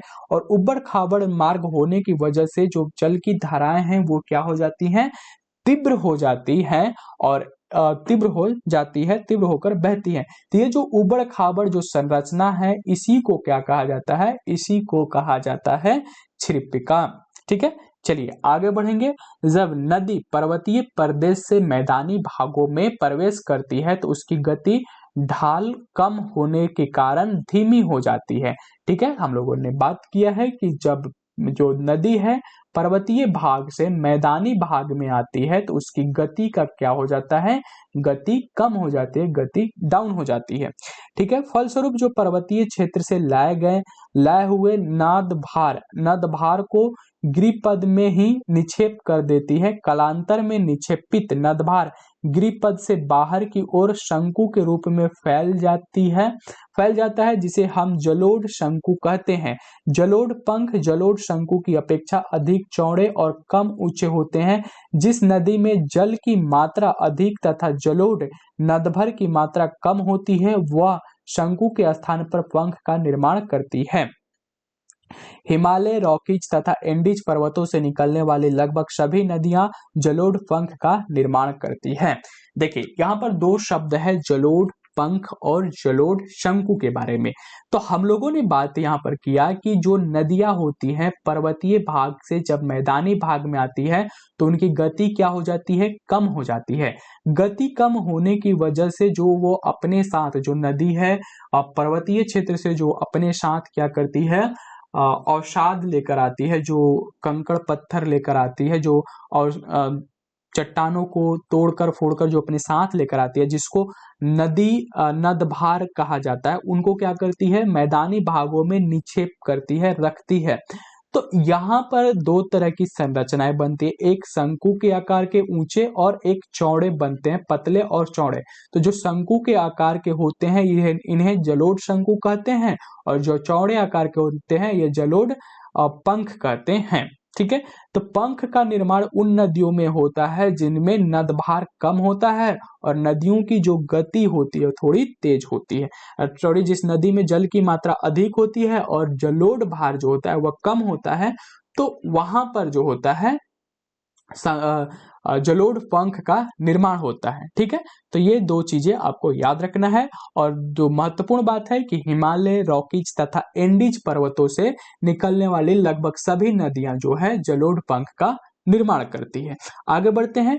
नदी प्रायः सीधी नहीं बहती है। जब हम नदी के बहाव को देखेंगे तो नदी जो है सीधे इस तरह से नहीं बहती है। नदी जो है टेढ़े मेढ़े मार्ग का अनुसरण करती है, वह टेढ़े मेढ़े मार्ग से होकर क्या करती है, बहती है, यानी मोड़दार मार्ग पर बहने लगती है। नदी के इन मोड़ों को विसर्प कहते हैं। आप यहाँ पर देख रहे होंगे चित्र में कि ये नदी जो है यहाँ पर मुड़ जाती है, फिर आगे चलकर ये इस तरह से मुड़ जाती है। तो ये जो मुड़ा हुआ भाग है इसी को विसर्प कहते हैं। ठीक है, इस मुड़े हुए भाग को क्या कहते हैं, विसर्प कहते हैं।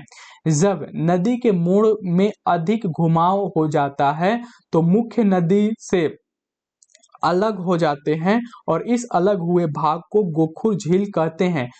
ठीक है, तो जब ये आप देख रहे हैं कि यहाँ पर नदियां क्या हो रही है, घूम रही है, और ये धीरे धीरे क्या होंगी कि ये जब अधिक घुमाव हो जाएगी, जैसा कि चित्र में दूसरे चित्र में आप देखेंगे, तो ये दूसरे चित्र में आप देख रहे हैं कि यहाँ पर एक नदी बह रही है इस तरह से, और बहते बहते बहते यहाँ पर आप देखेंगे कि इसकी घुमाव जो है क्या हो गई, अधिक हो गई।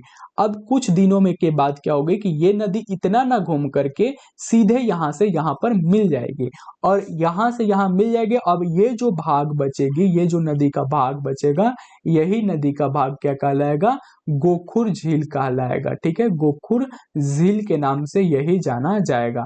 इसलिए गोखुर झील कहते हैं क्योंकि इनका आकार गाय के खुर के समान होता है। तो अब आप समझ गए होंगे कि गोखुर झील का निर्माण किस तरह से होता है। ठीक है, यहां पर हम आगे बढ़ते हैं। यहाँ पर है कि तुर्की के मियांडर, अमेरिका की मिसिसिपी, भारत की गंगा एवं गंडक तथा इटली की पो नदियां अपने विसर्प एवं गोखुर झील के लिए प्रसिद्ध हैं। तो ये जो भारत की गंगा नदी है, गंडक नदी है, चाहे अमेरिका की मिसिसिपी नदी है, यहाँ पर ये नदियां जो है बहुत अधिक टेढ़े मेढ़े मार्ग का अनुसरण करती है, जिसकी वजह से यहाँ पर अधिक मात्रा में गोखुर झील का निर्माण होता है। ठीक है, चलिए आगे बढ़ेंगे। उसके बाद यहाँ पर है नोट, आंध्र प्रदेश में रासायनिक अपक्षय प्रक्रिया यांत्रिक अपक्षय प्रक्रिया की अपेक्षा अधिक शक्तिशाली होती है। ठीक है, तो ये एक चीज आपको याद रखना है कि जो आर्द्र प्रदेश होते हैं, आर्द्र प्रदेशों में क्या होता है, रासायनिक अपक्षय प्रक्रिया यांत्रिक अपक्षय प्रक्रिया की अपेक्षा अधिक शक्तिशाली होती है। चलिए आगे बढ़ते हैं। यहाँ पर है लटकती यू आकार की घाटी एवं मरेन मरेन हिमानी क्षेत्र में बनते हैं। यू आकार की घाटी का तल चौड़ा एवं किनारे चिकने तथा ढाल तीव्र होते हैं। तो यहाँ पर आप जो देख रहे हैं ये संरचना जो है यू घाटी का है। देखिए इस तरह से यू घाटी बन रही है।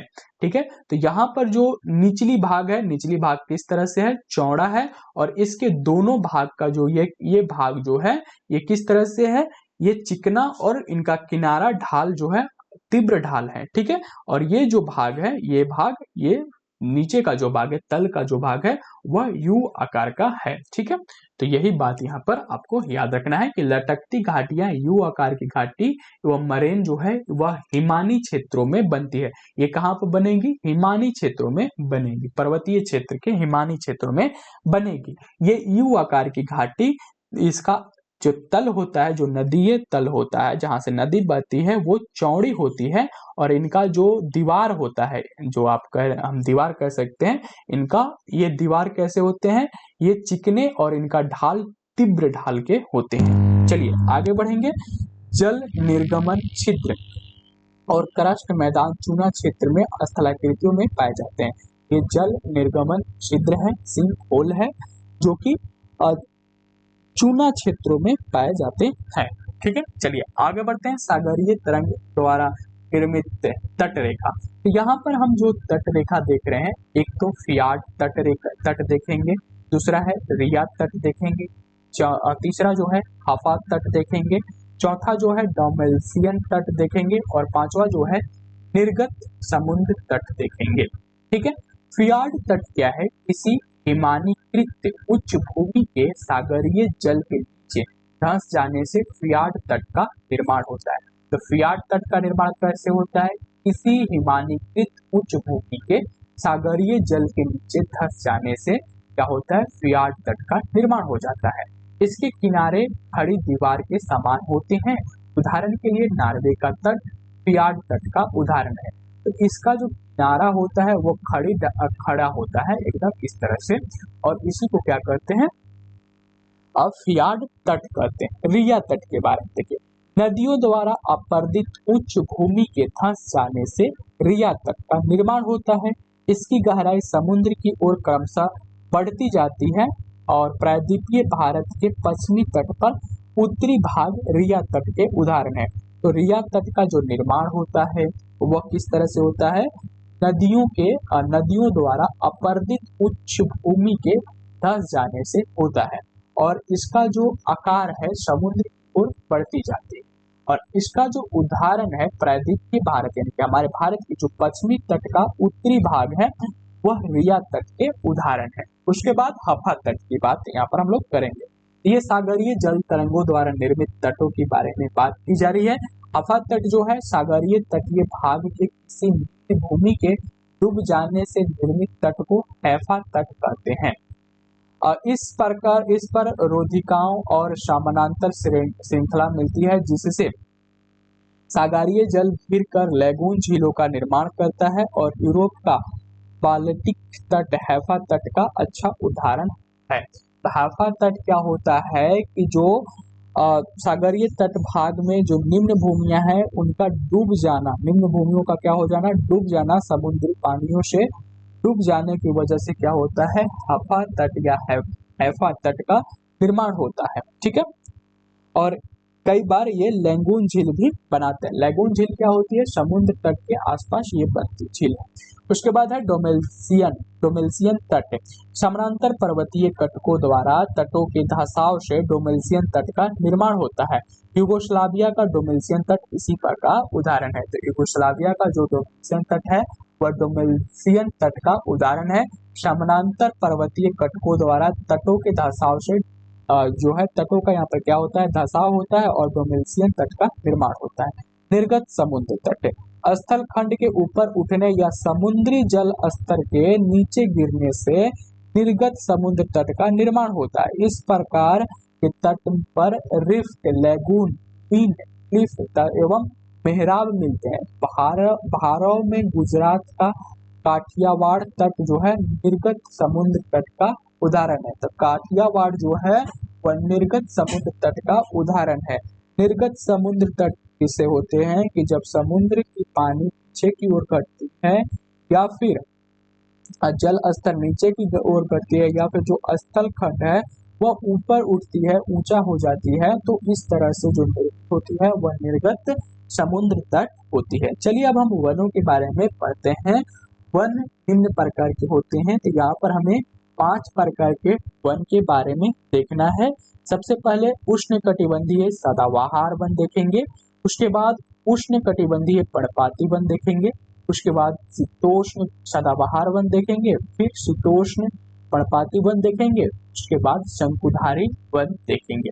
देखिए यहाँ पर एक पृथ्वी की संरचना है, ग्लोब की संरचना है, ठीक है, जिस पर हम लोग समझेंगे। उष्ण कटिबंध आप यहाँ पर देखेंगे 0 डिग्री से 23.5 डिग्री उत्तर और 0 डिग्री से 23.5 डिग्री दक्षिणी भाग का जो क्षेत्र होता है इसी को उष्ण कटिबंधीय क्षेत्र कहते हैं। ठीक है, तो ये जो भाग है ये उष्ण कटिबंधीय भाग कहलाता है। ठीक है, और इस भाग में पाए जाने वाले जो वृक्ष और जो वन है वह उष्ण कटिबंधीय वन होते हैं। उष्ण कटिबंधीय वन 2 प्रकार के हैं, एक सदाबहार और दूसरा पर्णपाती। ठीक है, पर्णपाती वृक्ष सदाबहार उष्ण कटिबंधीय सदाबहार वन और दूसरा है उष्ण कटिबंधीय पर्णपाती वन। सदाबहार वन हमेशा सदा के लिए हरा भरा रहते हैं और पर्णपाती वन जिनकी पत्तियां क्या होती है। ठीक है, उसके बाद यहाँ पर आप देखेंगे कि कर्क रेखा और उत्तरी ध्रुव यानी कि 23.5 डिग्री से लेकर के 66.5 डिग्री का जो बीच का क्षेत्र है, जो बीच का जो भाग है, इसको हम कहते हैं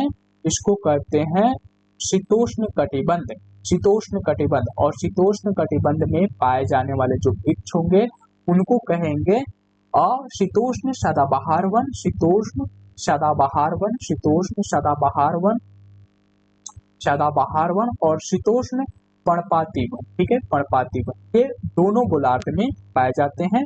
तो दोनों गोलार्ध में पाए जाते हैं, तो यहाँ पर भी हम लोग देखेंगे। यहाँ पर भी क्या होगा 23.5 डिग्री दक्षिण गोलार्ध से लेकर के 66.5 डिग्री दक्षिण गोलार्ध के बीच का जो क्षेत्र होगा, मकर रेखा और ध्रुव वृत्त के बीच का क्षेत्र भी शीतोष्ण कटिबंध के अंदर आएगा। तो शीतोष्ण कटिबंध के अंतर्गत पाए जाने वाले जो वृक्ष वन होंगे 2 प्रकार के होंगे, सदाबहार वन और पर्णपाती वन। सदाबहार वन उसको कहते हैं जो हमेशा हरा भरा रहते हैं। ठीक है, और अब जो यहाँ पर ध्रुवों पर जो पाए जाएंगे, जो वन पाए जाएंगे, दोनों ध्रुवों पर जो वन पाए जाते हैं इन्हीं को शंकुधारी वन के नाम से जाना जाता है। तो यहाँ पर आप पृथ्वी पर इन वनों का वितरण देख चुके हैं। अब आगे बढ़ते हैं। देखिए यहाँ पर है उष्ण कटिबंधीय सदाबहार वन के बारे में हमें पढ़ना है। उष्ण कटिबंधीय सदाबहार वन क्या कह रहे हैं, इस प्रकार के वन जो है विषुवत-रेखीय प्रदेश के उष्णकटिबंधीय प्रदेशों में पाए जाते हैं, जहां 200 सेंटीमीटर से अधिक वर्षा होती है। यहाँ पेड़ों की पत्तियां चौड़ी होती है। यहाँ के पेड़ों की पत्तियां पूरी तरह नहीं झड़ती, इसीलिए इसे सदाबहार कहते हैं। काफी घने वृक्षों की मोटी तान के कारण दिन के समय भी सूर्य का प्रकाश वन के अंदर तक नहीं पहुंच पाता। आमतौर पर यहाँ दृढ़ काष्ठ वृक्ष जैसे कि रोजवुड, अबनूस, महोगनी आदि पाए जाते हैं। तो ये जो उष्णकटिबंधीय वृक्ष पेड़ होते हैं ये विषुवतीय प्रदेश के उष्णकटिबंधीय क्षेत्रों में पाए जाते हैं, जो कि हम लोगों ने बात किया। यहाँ पर जो वर्षा होती है, वर्षा 200 सेंटीमीटर से अधिक होती है। अब वृक्षों का जो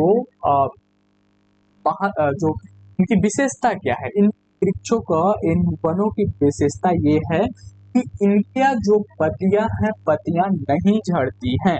ये जो पत्तियां हैं ये नहीं झड़ती, इनकी पत्तियां चौड़ी होती हैं और वृक्ष क्या होते हैं, लंबे लंबे वृक्ष होते हैं। और लंबे और घने वृक्ष होने के कारण दिन के समय भी यहाँ पर जो सूर्य का प्रकाश है वह नीचे नहीं पहुंच पाता है। ठीक है, तो ये और यहाँ पर जो पाए जाते हैं लकड़ी वो अधिकतर दृढ़ कास्ट वाले होते हैं, यानी कि जो तना होती है बहुत ज्यादा हार्ड होती है, जैसे कि रोजवुड, अबनूस के पेड़, महोगनी आदि वृक्ष जो है वह उष्णकटिबंधीय सदाबहार वनों में पाया जाता है। उष्णकटिबंधीय सदाबहार वन कहाँ पर पनपते हैं, कहाँ पर होते हैं, तो ये जो है विषुवतीय प्रदेश के उष्णकटिबंधीय क्षेत्रों में पाए जाते हैं। ऐसे उष्णकटिबंधीय क्षेत्र जहां पर वर्षा जो है 200 सेंटीमीटर से अधिक होता है, वहीं पर ये उष्णकटिबंधीय सदाबहार वन होते हैं। ठीक है, चलिए आगे बढ़ेंगे। यहाँ पर देखिए नोट डालकर लिखा गया है कि एनोकोंडा विश्व का सबसे बड़ा सांप उष्णकटिबंधीय सदाबहार वन में पाया जाता है। आप यहाँ पर एनोकोंडा को देख रहे हैं। ये जो एनोकोंडा है ये विश्व का सबसे बड़ा सांप है, और सबसे बड़ा सांप जो है किस जंगल में मिलेगा, तो ये उष्णकटिबंधीय सदाबहार वन में मिलेगा। आप यहाँ पर देख रहे हैं उष्णकटिबंधीय सदाबहार वन, क्योंकि यहाँ पर पानी जो है 200 सेंटीमीटर, वर्षा भी अच्छी होती है, और साथ ही साथ ये जो वृक्ष होते हैं वो घने होते हैं। घने होने की वजह से यहाँ पर कई तरह की प्रजातियां पाई जाती हैं, तो इसका शिकार भी यहाँ पर मिलता है। तो ये जो एनोकोंडा है विश्व का सबसे बड़ा सांप है, ये इसी वनों में पाया जाता है, यानी कि उष्णकटिबंधीय सदाबहार वनों में ये पाया जाता है। चलिए आगे बढ़ते हैं। उष्णकटिबंधीय पर्णपाती वन। उष्णकटिबंधीय पर्णपाती वन यह मानसून वन होते हैं जहां 150 सेंटीमीटर से कम वर्षा होती है। हम लोगों ने उष्णकटिबंधीय वन के उष्णकटिबंधीय सदाबहार वन पढ़ा जहां पर वर्षा 200 सेंटीमीटर से भी अधिक हो रही थी, और यहीं पर जो पर्णपाती वन पढ़ रहे हैं उष्णकटिबंधीय पर्णपाती वन, तो यहाँ पर जो वर्षा है वह 150 सेंटीमीटर से भी कम होती है। उसी क्षेत्र में यह वन पाया जाता है। भारत, उत्तरी ऑस्ट्रेलिया एवं मध्य अमेरिका के बड़े हिस्से में यह वन पाया जाता है। जल संरक्षित होने के कारण शुष्क मौसम में यहाँ के वृक्ष जो है पत्तियां झाड़ देते हैं। इन वनों में पाए जाने वाले दृढ़काष्ठ वृक्षों में साल, सागवान तथा शीशम है। इन प्रदेशों में पाए जाने वाले जानवर हैं बाघ, शेर, हाथी, गोल्डन लंगूर एवं बंदर आदि। तो अभी हम लोगों ने उष्णकटिबंधीय सदाबहार वन पढ़ा। उष्णकटिबंधीय सदाबहार वन है जहां पर वर्षा 200 सेंटीमीटर से भी अधिक होती है। अब हम पढ़ रहे हैं उष्णकटिबंधीय पर्णपाती वन। उष्णकटिबंधीय पर्णपाती वन में जब हम पढ़ते हैं तो यहाँ पर देख रहे हैं जो वर्षा होगी, जो पानी का वर्षा होगा वह 150 सेंटीमीटर से भी कम होगा, 150 सेंटीमीटर से भी कम होगा। और यहाँ पर जो वृक्ष पाए जाएंगे वो क्या करेंगे, गर्मी के दिन में अपनी पत्तियों को झाड़ देंगे, अपनी पत्तियों को गिरा देंगे। आप देख रहे हैं ये जो है वन है उष्णकटिबंधीय पर्णपाती वन के उदाहरण है, जहां पर आप देख रहे हैं कि गर्मी के दिन में पत्तियां जो है झड़ चुकी है। और ये जो वृक्ष हैं ज्यादातर भारत, उत्तरी ऑस्ट्रेलिया तो मध्य अमेरिका के बड़े भागों में पाए जाते हैं। आप भारत में पाए जाने वाले जो उष्णकटिबंधीय पर्णपाती वन है उनका आप यहाँ पर विस्तार देख सकते हैं। तो ये उष्णकटिबंधीय पर्णपाती वन का विस्तार है। ठीक है, इस तरह से आप देख रहे हैं ये उष्णकटिबंधीय पर्णपाती वन का विस्तार यहाँ पर भारत में दिखाया गया है। चलिए आगे बढ़ते हैं। शीतोष्ण सदाबहार वन। अब हम लोग तीसरे वृक्ष के तीसरे वन पर पहुंच गए। शीतोष्ण सदाबहार वन, यह वन मध्य अक्षांश के तटीय प्रदेशों में स्थित है। ये सामान्यतः महाद्वीपों के पूर्वी किनारे पर पाए जाते हैं, जैसे दक्षिण एवं अमेरिका, दक्षिण चीन एवं दक्षिण पूर्वी ब्राजील, जहाँ बाज, चीड़ एवं यूकेलिप्टस जैसे दृढ़ एवं मुलायम दोनों प्रकार के वृक्ष पाए जाते हैं। तो शीतोष्ण सदाबहार वन जो है वह मध्य अक्षांशों में पाए जाते हैं। मध्य अक्षांश की बात करें तो यहाँ पर मध्य अक्षांशों में ये पाए जाते हैं। ठीक है, जो है कौन से, शीतोष्ण सदाबहार वन। ठीक है, और इसमें क्या किस तरह के पेड़ पाए जाते हैं, तो इसमें जो है बांज, चीड़ एवं यूकेलिप्टस के पेड़ पाए जाते हैं। और ये जो वृक्ष होते हैं ये दृढ़ और मुलायम दोनों प्रकार के वृक्ष होते हैं। ठीक है, उसके बाद शीतोष्ण सदाबहार वन के बाद शीतोष्ण पर्णपाती वन के बारे में पढ़ते हैं। शीतोष्ण पर्णपाती वन उच्च अक्षांशों की ओर बढ़ने पर अधिक शीतोष्ण पर्णपाती वन होते हैं। ये उत्तर पूर्वी अमेरिका, चीन, न्यूजीलैंड, चिली एवं पश्चिमी यूरोप के तटीय प्रदेशों में पाए जाते हैं।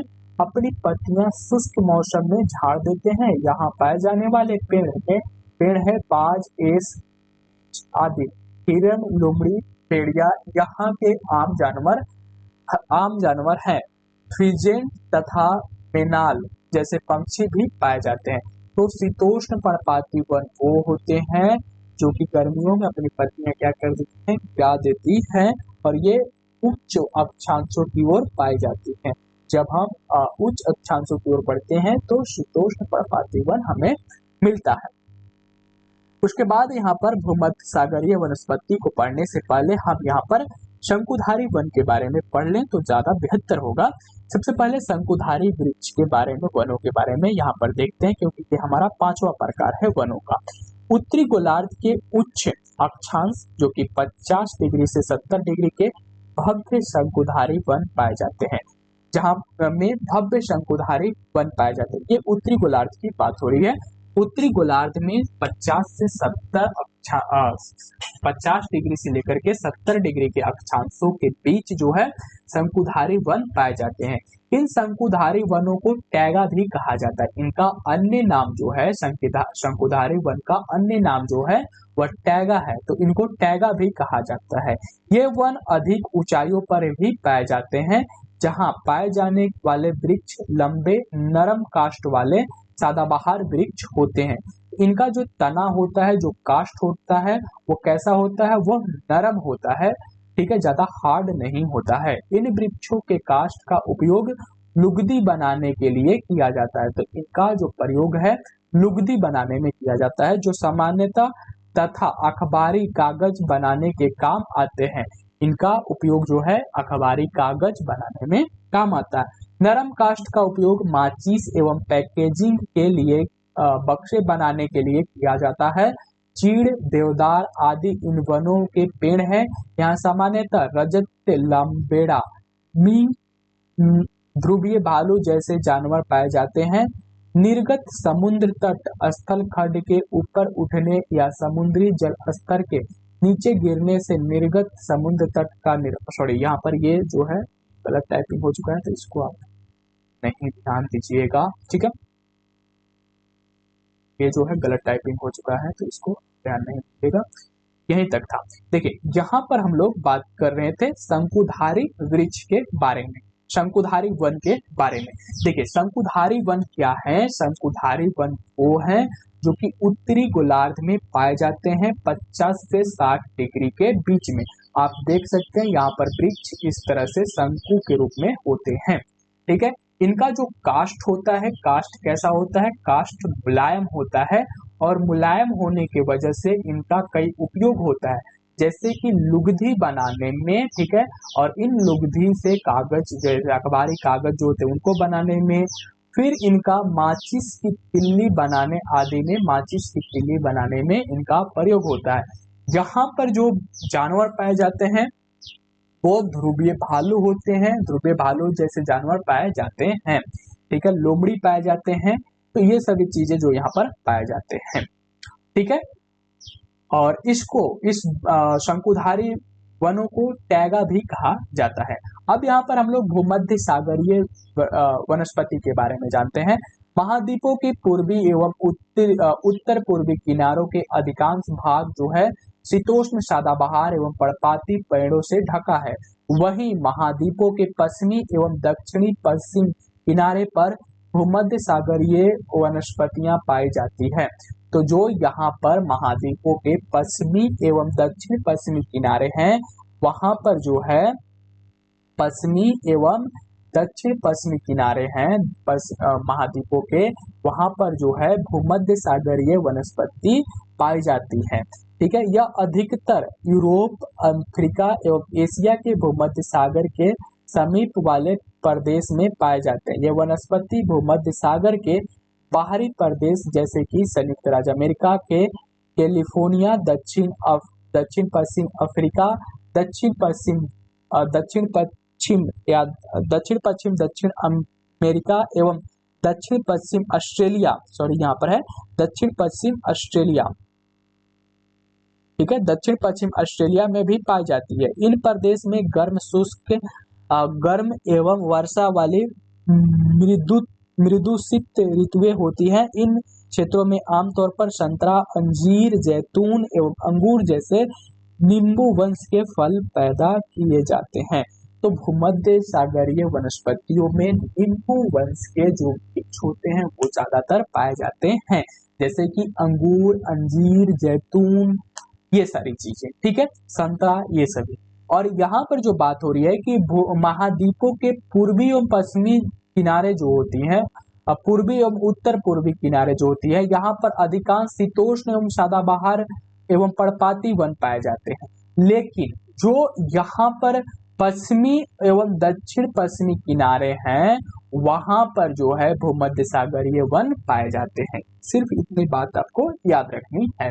और इनका जो विस्तार बताया जा रहा है, ये वनस्पतियां भूमध्य सागर के बाहरी प्रदेश जैसे कि संयुक्त राज्य अमेरिका, कैलिफोर्निया, दक्षिण पश्चिम अफ्रीका, दक्षिण पश्चिम ऑस्ट्रेलिया में भी पाई जाती है। और इनका जो मुख्य विस्तार है, जो इनका मेन विस्तार है, ये अधिकतर यूरोप, अफ्रीका एवं एशिया के भूमध्य सागर के समीप वाले प्रदेश में पाए जाते हैं। ठीक है, तो ये था भूमध्य सागरीय वनस्पति के बारे में। आगे बढ़ते हैं। अब हमें यहाँ पर घास के मैदान को देखना है। इसके बाद यहाँ पर है टुंड्रा वनस्पति। टुंड्रा वनस्पति क्या है? यह वनस्पति यूरोप, एशिया एवं उत्तरी अमेरिका के ध्रुवीय प्रदेश में पाई जाती है। कहाँ पर पाई जाती है? यह वनस्पति जो है यूरोप, एशिया एवं उत्तरी अमेरिका के ध्रुवीय प्रदेश में पाए जाते हैं। जो ध्रुवीय प्रदेश होते हैं वहां पर पाए जाते हैं। अत्यधिक ठंडा होने के कारण यहाँ बहुत ही सीमित प्राकृतिक वनस्पतियां मिलती है, जैसे काई, लाइकेन, छोटी झाड़ियां आदि। ये भी ग्रीष्म ऋतु के दौरान विकसित होते हैं। यहाँ के जानवरों के शरीर पर मोटा फर एवं मोटी चमड़ी होती है। यहाँ पाए जाने वाले कुछ जानवर हैं सील, वलरस, कस्तूरी वैल, ध्रुवीय उल्लू, ध्रुवीय भालू और बर्फीली लोमड़ी।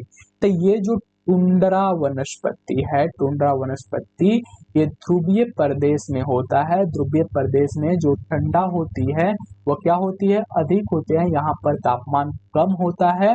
तो ये जो इन्हीं क्षेत्रों में ये जो वनस्पतियां होती है पनपती हैं। आप देख रहे हैं ये वनस्पतियां यहाँ पर आप देख रहे हैं।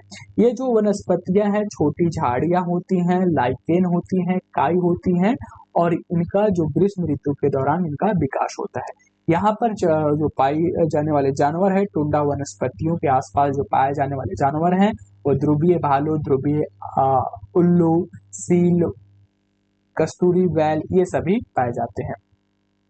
यहाँ पर देखिए नोट डालकर लिखा गया है कि नोट कटीली झाड़ियां शुष्क रेगिस्तानी क्षेत्रों में पाई जाती है। तो जो कटीली झाड़ियां हैं वो कहाँ पर पाई जाती है? रेगिस्तानी क्षेत्रों में, शुष्क रेगिस्तानी क्षेत्रों में आप देखेंगे कि कटीली झाड़ियां पाई जाती है। ठीक है, कटीली झाड़ियां क्या होती है? पाई जाती है। अब हमें घास के मैदान देखना है।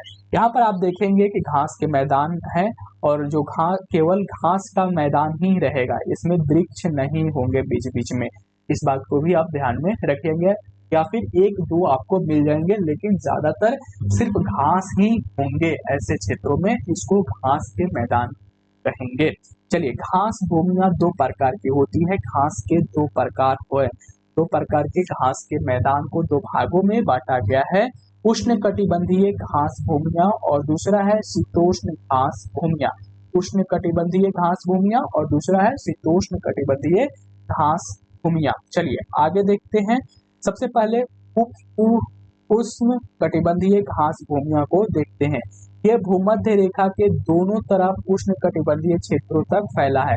जैसे कि हम जानते हैं कि यह हमारी पृथ्वी है, पृथ्वी के बीच से होकर भूमध्य रेखा गुजरती है तो इसके भूमध्य रेखा के दोनों तरफ, इधर और इधर दोनों तरफ जो है क्या पाई जाती हैं, ये उष्णकटिबंधीय घास भूमियां पाई जाती है, फैला हुआ है।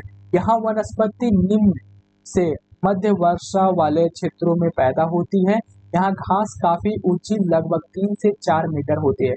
यहाँ पर जो घास पाई जाती है उनकी ऊंचाई 3 से 4 मीटर होती है, ऊंचाई तक बढ़ जा सकती है। इस घास स्थल में हाथी, जेबरा, जिराफ, हिरन, तेंदुआ आदि जानवर पाए जाते हैं। यहाँ पर जो आप देख रहे हैं उष्णकटिबंधीय घास के मैदान, यहाँ पर जो घास पाए जाएंगे 3 से 4 मीटर ऊंचे होंगे, और यहाँ पर जो जानवर पाए जाएंगे वो हाथी होंगे, तेंदुआ होंगे, हिरन होंगे, ये सभी चीजें पाई जाती हैं। इसे अलग अलग प्रदेशों में अलग अलग नाम से जाना जाता है। जैसे सवाना जो है अफ्रीका में, अफ्रीका में इन घास भूमियों को, यानी उष्णकटिबंधीय घास भूमियों को सवाना के नाम से जाना जाता है। कंपोज, ब्राजील में जो घास भूमियां हैं जो कि उष्णकटिबंधीय घास भूमियां, उनको कंपोज के नाम से जाना जाता है। वेनेजुएला एवं कंबोडिया में लानूस के नाम से इन घास भूमि को जाना जाता है। तो इनको विभिन्न जगहों पर भिन्न भिन्न नामों से जाना जाता है। घास भूमियां दो प्रकार की है, उष्णकटिबंधीय घास भूमियां और शीतोष्ण कटिबंधीय घास भूमियां। जो भूमध्य रेखा है, भूमध्य रेखा के दोनों तरफ जो पाए जाते हैं घास का जो विस्तार है, घास भूमियों का जो विस्तार है, उसी को यहाँ पर उष्णकटिबंधीय क्षेत्र की घास भूमियां कही जाती है। इनकी ऊंचाई 3 से 4 मीटर होती है, और इसमें जो है जानवर जो पाए जाते हैं हाथी, जेबरा, जिराफ आदि पाए जाते हैं। और यहाँ इनके उदाहरण है सवाना का घास का मैदान, कंपोज का घास का मैदान, और जो कि ब्राजील में है, और लानोस जो कि वेनेजुएला एवं कंबोडिया में पाया जाता है। तो ये जो घास, ये नाम जो है इनके अलग अलग क्षेत्रों में अलग अलग नाम है, और ये इनका उदाहरण भी बन जाते हैं। चलिए आगे बढ़ते हैं। यहाँ पर है शीतोष्ण कटिबंधीय घास भूमियां। ये मध्य अक्षांशीय क्षेत्रों और मध्य अक्षांशीय क्षेत्रों और महाद्वीपों के भीतरी भागों में पाए जाते हैं। ये कहाँ पर पाए जाते हैं? मध्य अक्षांशीय क्षेत्रों में, यानी कि पृथ्वी के ये 0 डिग्री है, ये ऊपर की ओर पाए जाते हैं। मध्य भाग ये हुआ, मध्य अक्षांशीय क्षेत्रों में ये पाई जाती हैं। ठीक है, यहाँ की घास छोटी एवं पौष्टिक होती है। ये जो घास पाई जाती है मध्य अक्षांशों में, ये मध्य अक्षांशों में पाए जाने वाली जो घास होती है, ये घास कैसी होती है? ये छोटी होती है, छोटी के साथ साथ ये पौष्टिक भी होती है, पौष्टिक होती है। और यहाँ पर बात हो रहा है कि शीतोष्ण प्रदेशों में सामान्यतः जंगली भैंस, बाइसन, एंटीलोप पाए जाते हैं। इसे निम्न नाम से जाना जाता है, प्रेयरी संयुक्त राज्य अमेरिका एवं कनाडा में, पंपास अर्जेंटीना में, वेल्ड जो है दक्षिण अफ्रीका में, और डाउनसन जो है ऑस्ट्रेलिया में, और स्ट्रेपी जो है एशिया, यूक्रेन, रूस, चीन एवं मंचूरिया प्रदेशों में जो है इसको स्ट्रेपी के नाम से जाना जाता है। तो ये दो तरह के घास के मैदान थे, उष्णकटिबंधीय घास के मैदान और शीतोष्ण कटिबंधीय घास के मैदान। शीतोष्ण कटिबंधीय घास के मैदान जो है वह मध्य अक्षांशों के बीच पाए जाते हैं। यहाँ पर पाए जाने वाली जो घास होती है वो छोटी होती है, इनका आकार अधिक नहीं होता है, लेकिन ये घास क्या होते हैं? पौष्टिक होते हैं। ठीक है, और यहाँ पर पौष्टिक होने के कारण यहाँ पर जंगली भैंस, बाइसन, एंटीलोप आदि पाए जाते हैं। इनको एशिया, यूक्रेन, रूस और चीन में स्ट्रेपी के नाम से जाना जाता है। वहीं पर दक्षिण अफ्रीका में इनको वेल्ड के नाम से जाना जाता है। तो और पहली जो थी वह उष्णकटिबंधीय घास भूमियां थी। उष्णकटिबंधीय घास जो है भूमध्य रेखा के दोनों तरफ पाई जाती है। ये हमारी भूमध्य रेखा 0 डिग्री की रेखा को कहते हैं, और इसके दोनों तरफ जो पाए जाते हैं इनको उष्णकटिबंधीय घास का मैदान कहा जाता है। उष्णकटिबंधीय घास के मैदान में जो इनकी लंबाई होती है 4 मीटर की होती है, और यहाँ पर जो पाए जाने वाले जानवर हैं हाथी, जिराफ, तेंदुआ, हिरण आदि पाए जाते हैं। तो आज का वीडियो जो है हमारा यहीं पर समाप्त होता है। अगली जो वीडियो आएगी जिसमें हम लोग महाद्वीप के बारे में पढ़ेंगे, ये हमारे स्थल मंडल के ऊपर वीडियो था। अगर अभी तक आप हमारे चैनल को सब्सक्राइब नहीं किए तो सब्सक्राइब कर लीजिए, दोस्तों के साथ शेयर कीजिए। क्योंकि यूट्यूब पता नहीं हमारे वीडियोस को क्यों नहीं प्रमोट कर रही है, क्यों नहीं लोगों के पास शेयर कर रही है ऑटोमेटिक तरीके से। तो आप इसमें थोड़ा सा हमें हेल्प कीजिए ताकि हम नए वीडियो लेकर आपके लिए आते रहें। और अगर अभी तक आप चैनल को सब्सक्राइब नहीं किए हैं तो सब्सक्राइब कर लीजिए। हम लुसेंट की सीरीज इसी तरह से चला रहे हैं। आप पॉलिटी की वीडियो सीरीज देख सकते हैं, आप जियोग्राफी की वीडियो सीरीज देख सकते हैं, आप बायोलॉजी की भी वीडियो सीरीज देख सकते हैं। तो ये सारे वीडियो सीरीज हमारे चैनल पर लगातार अपडेट हो रही है। तो मिलते हैं नई वीडियो में जिसमें हमें पढ़ना है महाद्वीपों के बारे में। चैनल को सब्सक्राइब कर लीजिए।